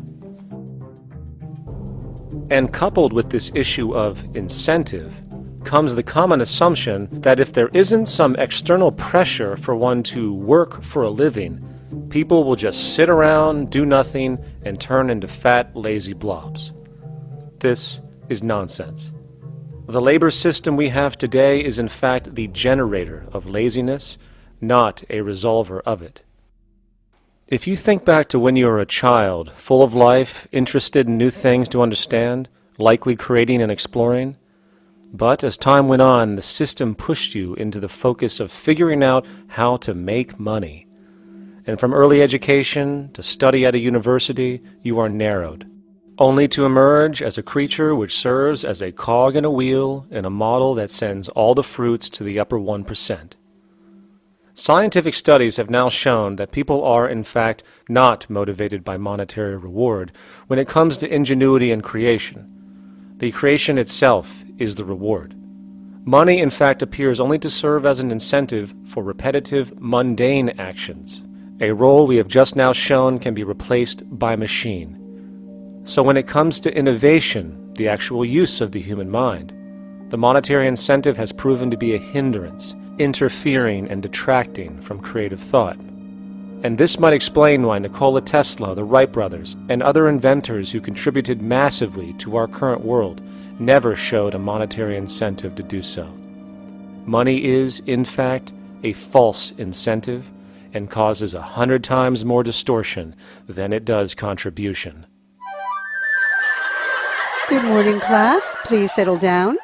The first thing I would like to do is go around the room and ask what everyone would like to be when they grow up. Who'd like to go first? Okay, how about you, Sarah? When I grow up, I want to work at McDonald's like my mom. Oh, family tradition, eh? How about you, Linda? When I grow up, I'm going to be a prostitute on the streets of New York City. Oh, glamour girl, huh? Very ambitious. How about you, Tommy? When I grow up, I'm going to be a rich, elitist businessman who works on Wall Street and profits off of the collapse of foreign economies. Enterprising, and great to see some multicultural interest. As stated before, a resource-based economy applies the scientific method to social concern, and this isn't limited to simply technical efficiency. It also has the consideration of human and social well-being directly and what comprises it. What good is a social system if, in the end, it doesn't produce happiness and peaceful coexistence? So it is important to point out that with the removal of the money system and the necessities of life provided, we would see a global reduction in crime by about 95% almost immediately, for there is nothing to steal, embezzle, scam, or the like. 95% of all people in prisons today are there due to some monetary-related crime or drug abuse, and drug abuse is a disorder, not a crime. So what about the other 5%, the truly violent, often seeming to some as being violent for the sake of being violent? Are they just evil people? The reason that I frankly think it's a waste of time to engage in moral value judgments about people's violence is because it doesn't advance by one iota our understanding of either the causes or the prevention of the violent behavior. People sometimes ask if I believe in forgiving criminals. My answer to that is, no, I don't believe in forgiveness any more than I believe in condemnation. It's only if we as a society can take the same attitude of treating violence as a problem in public health and preventive medicine rather than as a moral evil. It's only when we make that change in our own attitudes and assumptions and values that we will actually succeed in reducing the level of violence rather than stimulating it, which is what we do now. The more justice you seek, the more hurt you become, because there's no such thing as justice. There is whatever there is out there. That's it. In other words, if people are conditioned to be racist and bigots, if they're brought up in an environment that advocates that, why do you blame the person for it? They're a victim of a subculture. Therefore, they have to be helped. The point is, we have to redesign the environment that produces aberrant behavior, That's the problem, not putting a person in jail. That's why judges, lawyers, freedom of choice, such concepts are dangerous because it gives you misinformation that the person is bad or that person is a serial killer. Serial killers are made just like soldiers become serial killers with a machine gun. They become killing machines, but nobody looks at them as murderers or assassins because that's natural. So we blame people. We say, well, this guy was a Nazi, he tortured Jews. No, he was brought up to torture Jews. Once you accept the fact that people have individual choices and they're free to make those choices, free to make choices means without being influenced. And I can't understand that at all. All of us are influenced in all our choices by the culture we live in, by our parents, and by the values that dominate. So we're influenced. So there can't be free choices. What's the greatest country in the world? The true answer, I haven't been all over the world, and I don't know enough about different cultures to answer that question. I don't know anybody that speaks that way. They say, it's good old USA, the greatest country in the world. There's no survey. Have you been to India? No. Have you been to England? No. Have you been to France? No. What do you make your assumptions on? They can't answer. They get mad at you. They say, well, goddamn it, who the hell are you to tell me what to think? You know, don't forget, you're dealing with aberrated people. They're not responsible for their answers. They're victims of culture. That means they've been influenced by their culture.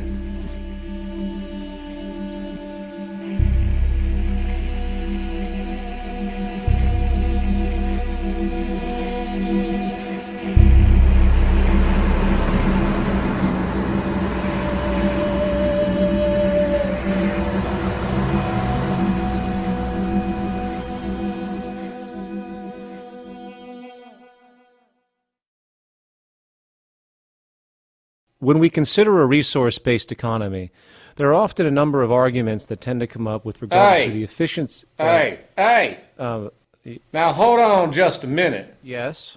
I know what this is. This is called Marxism, buddy.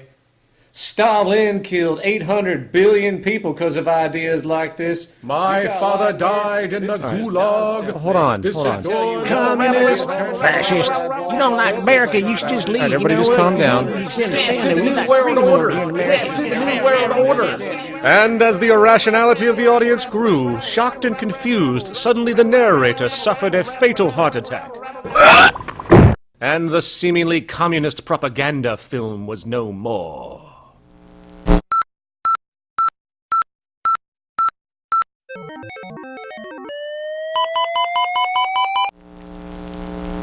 You know, I've said that sort of thing to people in think tank type of situations, and you know, these Club of Rome types and so forth. Marxist? What Marxist? Where did that come from? You know, they got this icon they hold on to as their holy grail, and it's such an easy one, you know. People ask if I'm a socialist or a communist or a capitalist, and I say I'm none of the above. And why do you think that those are the only options? All of those political constructs were created by writers who assumed that we lived on a planet of infinite resources. Not a one of those political philosophies even contemplates that there might be a shortage of anything. I believe that communism, socialism, free enterprise, fascism are part of social evolution, that you can't take a giant step from one culture to another, but they're in-between systems. Before there's any ism, we've got a life ground, and the life ground is, as I just described most easily, it's all the conditions required to take your next breath, and that involves the air you breathe, the water you get, the safety you have, the education you can access, all these things that we share and use and that no life in any culture can do without. So we've got to reset down to the life ground, and the life ground is no longer any ism. It's life value analysis. It's simply a matter of historical fact that the dominant intellectual culture of any particular society reflects the interests of the dominant group in that society. In a slave-owning society, the beliefs about human beings and human rights and so on will reflect the needs of the slave owners. In a society which again is based on the power of certain people to control and profit from the lives and work of millions of others, the dominant intellectual culture will reflect the needs of the dominant group. And so that if you look across the board, the ideas that pervade psychology and sociology and history and political economy and political science fundamentally reflect certain elite interests.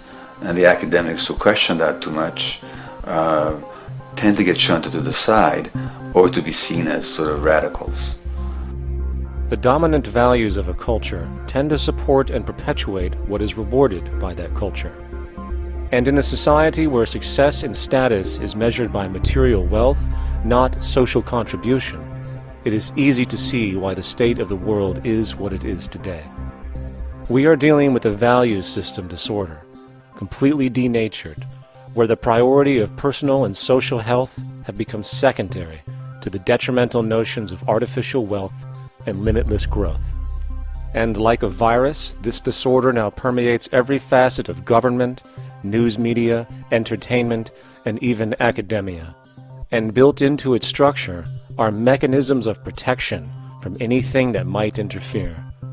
Disciples of the monetary market religion, the self-appointed guardians of the status quo, constantly seek out ways to avoid any form of thought which might interfere with their beliefs, the most common of which are projected dualities. If you are not a Republican, you must be a Democrat. If you are not a Christian, you might be a Satanist. And if you feel society can be greatly improved to consider perhaps, taking care of everyone, you're just a utopianist. And the most insidious of them all, if you are not for the free market, you must be against freedom itself. I'm a believer in freedom. Every time you hear the word freedom being said anywhere or government interference said anywhere, it means, decoded, blocking maximization of turning money into more money for private money possessors. That's it. Every other thing they'll say, oh, we need more commodities for people, oh, this is freedom against tyranny and so forth. Every time you see it, you can decode it down to that. And I think you'll find a one-to-one correlation with every time they use it. And this is a sense in which we might call it's a syntax, a governing syntax of understanding and of value, so that it governs beneath their own recognition of it. So they may not say, oh, I didn't mean that at all, but in fact, that's what they do. Just like you may speak a grammar, and you have rules of grammar you follow without recognizing what the rules are. And so what we have is what I call the ruling value syntax that underlies this. So every time they use these words, government interference, lack of freedom, or progress, or development, you can decode them all to come back to mean that. Of course, when you hear the word freedom, it tends to be in the same sentence with something called democracy. It's fascinating how people today seem to believe that they actually have a relevant influence on what their government does, forgetting that the very nature of our system offers everything for sale. The only vote that counts is the monetary vote, and it doesn't matter how much any activist yells about ethics or accountability. In a market system, every politician, every legislation, and hence every government is for sale. And even with the $20 trillion bank bailout starting in 2007, an amount of money which could have changed, say, the global energy infrastructure to fully renewable methods, instead going to a series of institutions that literally do nothing to help society, institutions that could be removed tomorrow with no recourse. The blind conditioning that politics and politicians exist for the public well-being still continues. The fact is, politics is a business, no different than any other in a market system, and they care about their self-interest before anything else. I don't really, honestly, deep down believe in political action. I think the system contracts and expands as it wants to. It accommodates these changes. I think the civil rights movement was an accommodation on the part of those who own the country. I think they see where their self-interest lies. They see a certain amount of freedom seems good, an illusion of liberty. Give these people a voting day every year so that they'll have the illusion of meaningless choice. Meaningless choice that we go like slaves and say, "Joe, I voted." The limits of debate in this country are established before the debate even begins, and everyone else is marginalized. They're made to seem either to be communists or some sort of disloyal person. A kook, there's a word. And now it's conspiracy. See, they've made that something that should not be even entertained for a minute, that powerful people might get together and have a plan. Doesn't happen. You're a kook. You're a conspiracy buff. And of all the mechanisms of defense of this system, there are two that repeatedly come up. The first is this idea that the system has been the cause of the material progress we have seen on this planet. Well, no. There are basically two root causes which have created the increased so-called wealth and population growth we see today. One, the exponential advancement of production technology, hence scientific ingenuity. And two, the initial discovery of abundant hydrocarbon energy, which is currently the foundation of the entire socioeconomic system. The free market, capitalist, monetary market system, whatever you want to call it, has done nothing but ride the wave of these advents with a distorted incentive system and a haphazard, grossly unequal method of utilizing and distributing those fruits. The second defense is a belligerent social bias generated from years of propaganda, which sees any other social system as a route to so-called tyranny, with various name-droppings of Stalin, Mao, Hitler, and the death tolls they generated. Well, as despotic as these men might have been, along with the societal approaches they perpetuated, when it comes to the game of death, when it comes to the systematic daily mass murder of human beings, nothing in history compares to what we have today. Famines throughout at least the last century of our history have not been caused by a lack of food. They've been caused by relative poverty. The economic resources were so inequitably distributed that the poor simply didn't have enough money with which to buy the food that would have been available if they could have afforded to pay for it. That would be an example of structural violence. Another example, in Africa and some other areas, but I'll particularly focus on Africa, tens of millions of people are dying of AIDS. Why are they dying? It's not because we don't know how to treat AIDS. We have, millions of people in the wealthy countries are getting along remarkably well because they have the medicines that will treat it. The people in Africa who are dying of AIDS are not dying because of the HIV virus. They're dying because they don't have the money with which to pay for the drugs that would keep them alive. Gandhi saw this. He said the deadliest form of violence is poverty. And that's absolutely right. Poverty kills far more people than all the wars in history, more people than all the murderers in history, more than all the suicides in history.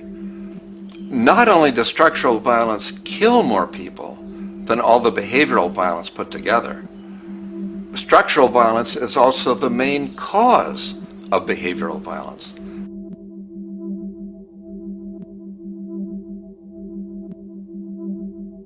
Oil is the foundation of, and that is present throughout the edifice of human civilization.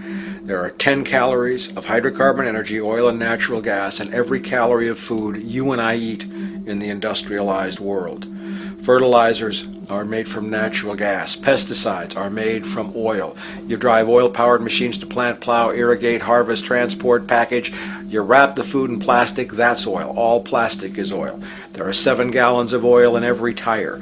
Oil is everywhere. It's ubiquitous. And it's only because of oil that there are 7 billion people, or almost 7 billion people on this planet right now. The arrival of this cheap, easy energy, which is equivalent, by the way, to billions of slaves working around the clock, changed the world in such a radical way over the last century, and the population has gone up 10 times. But by 2050, oil supply is able to support less than half the present world's population in their present way of life. So the scale of adjustment to live differently is just enormous. The world is now using 6 barrels of oil for every barrel it finds. 5 years ago, it was using 4 barrels of oil for every barrel it finds. A year from now, it's going to be using 8 barrels of oil for every barrel it finds. What's disturbing to me is the lack of any real effort from governments worldwide or industry leaders worldwide to do something different. I mean, we have these sort of attempts to build more wind power and to maybe do something with tide. We've got attempts to make our cars a little bit more efficient. But there's nothing which really looks like a revolution coming along. These are all pretty minor. And that, I think, is pretty frightening. And the governments who are driven by these economists who don't really appreciate what we're talking about are trying to stimulate consumerism to restore past prosperity in the hope that they can restore the past. They're printing yet more money lacking any collateral at all. So if the economy improves and recovers and growth, famous growth comes back, it'll only be short-lived because within a short period of time, counted in months rather than years, it'll hit the supply barrier again. There'll be another price shock and a deeper recession. So I think we go into a series of vicious circles. So you have the economic growth going up, price spike, everything shuts down, that's where we are now. Then it starts to come up again. But what we have now is this area where there's no more ability to produce cheap energy. We're at the peak. We're on the downslope of oil production. No way you're going to get any more out of the ground any faster, which means that things shut down. The price of oil drops, which it did in early 2009, but then as you have an ersatz so-called recovery, the price of oil starts to come back. It's recently been hovering around $80 a barrel, and what we see is at $80 a barrel now, with the economic and financial collapse, people are having a hard time affording that. World oil production right now is about 86 million barrels a day. Over 10 years, you're looking at roughly 40 million barrels a day having to be replaced. There's nothing around which can come even within 1% of meeting that sort of demand. If we don't do something pretty quickly, there's going to be a huge energy deficiency.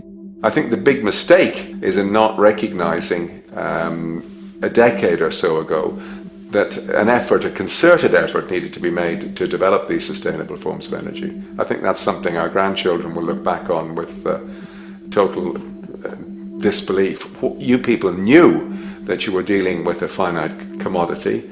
How could you possibly have built your economy around something which was going to disappear? For the first time in human history, the species is now faced with the depletion of a core resource central to our current system of survival.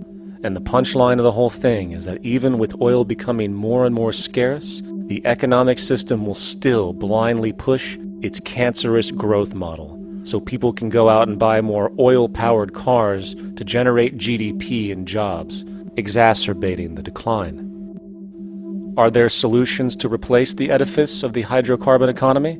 Of course. But the path needed to accomplish these changes will not manifest through the market system protocols required, since new solutions can only be implemented through the profit mechanism. People are not investing in renewable energies because there is no money in it in both the long and short term. And the commitment needed to make it happen can only occur at a severe financial loss. Hence, there is no monetary incentive. And in this system, if there's no monetary incentive, things do not happen.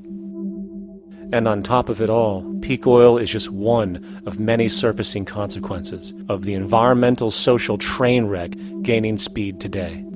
Other declines include freshwater, the very fabric of our existence, which is currently showing shortages for 2.8 billion people, and those shortages are on pace to reach 4 billion by 2030. Food production, the destruction of arable cropland, from which 99.7% of all human food comes from today, is occurring up to 40 times faster than it is being replenished. And over the last 40 years, 30% of the arable land has become unproductive.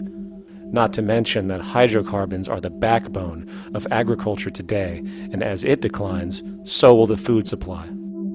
As far as resources in general, at our current patterns of consumption, by 2030 we will need 2 planets to continue our rates, not to mention the continual destruction of life-supporting biodiversity, causing extinction spasms and environmental destabilization across the globe. And with all of these declines, we have the near exponential population growth, where by 2030 there might be over 8 billion people on this planet. Energy production alone would need to increase 44% by 2030 to meet such demand. And again, since money is the only initiator of action, are we to expect that any country on the planet is going to be able to afford the massive changes needed to revolutionize agriculture, water processing, energy production, and the like, when the global debt pyramid scheme is slowly shutting the entire world down? Not to mention the fact that the unemployment you currently see is going to become normality due to the nature of technological unemployment. The jobs are not coming back. And finally, a broad social perspective. From 1970 to 2010, poverty on this planet doubled due to this system. And given our current state, do you honestly think we will see anything less than more doubling, more suffering, and more mass starvation? There is not going to be any recovery. This is not some long depression that we're someday going to pull out of. I think the next phase we're going to see after the next round of economic collapse is massive civil unrest, when employment checks stop being paid because the states have no money left. And when things get so bad that people lose confidence in their elected leaders, they will demand change if we don't kill each other in the process or destroy the environment. I'm just afraid that we might get to the point of no return.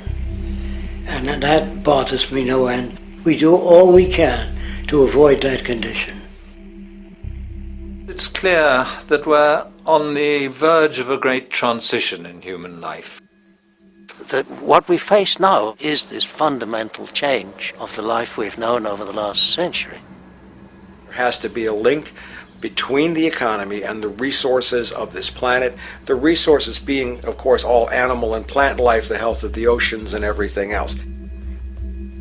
This is a monetary paradigm that will not let go until it's killed the last human being. The in-group will do all it can to stay in power. And that's what you got to keep in mind. They'll use the Army and Navy and lies or whatever they have to use to keep in power. They're not about to give it up because they don't know of any other system that will perpetuate their kind.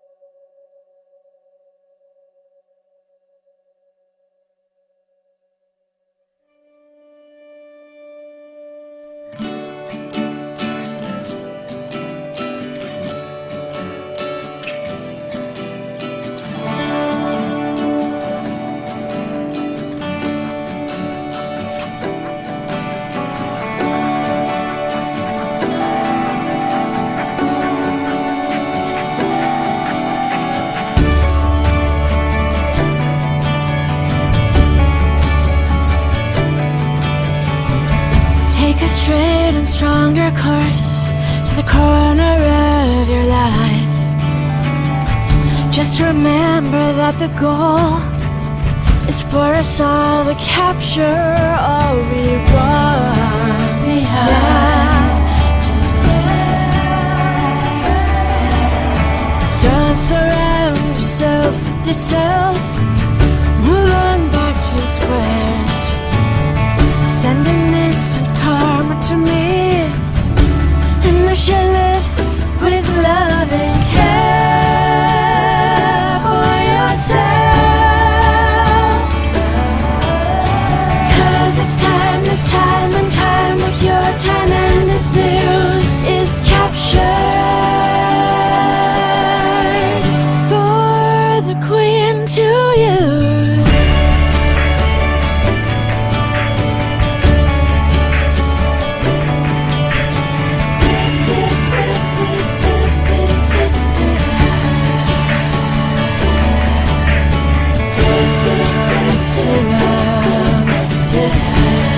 With yourself,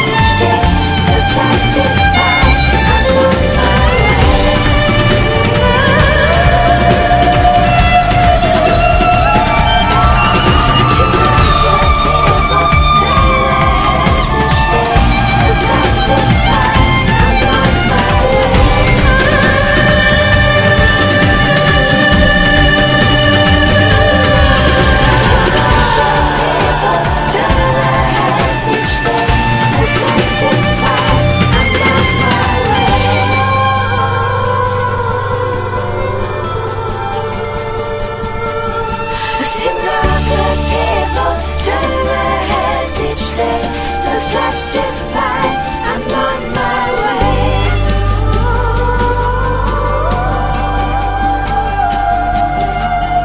See all the people turn their heads each day, so satisfied, I'm on my way.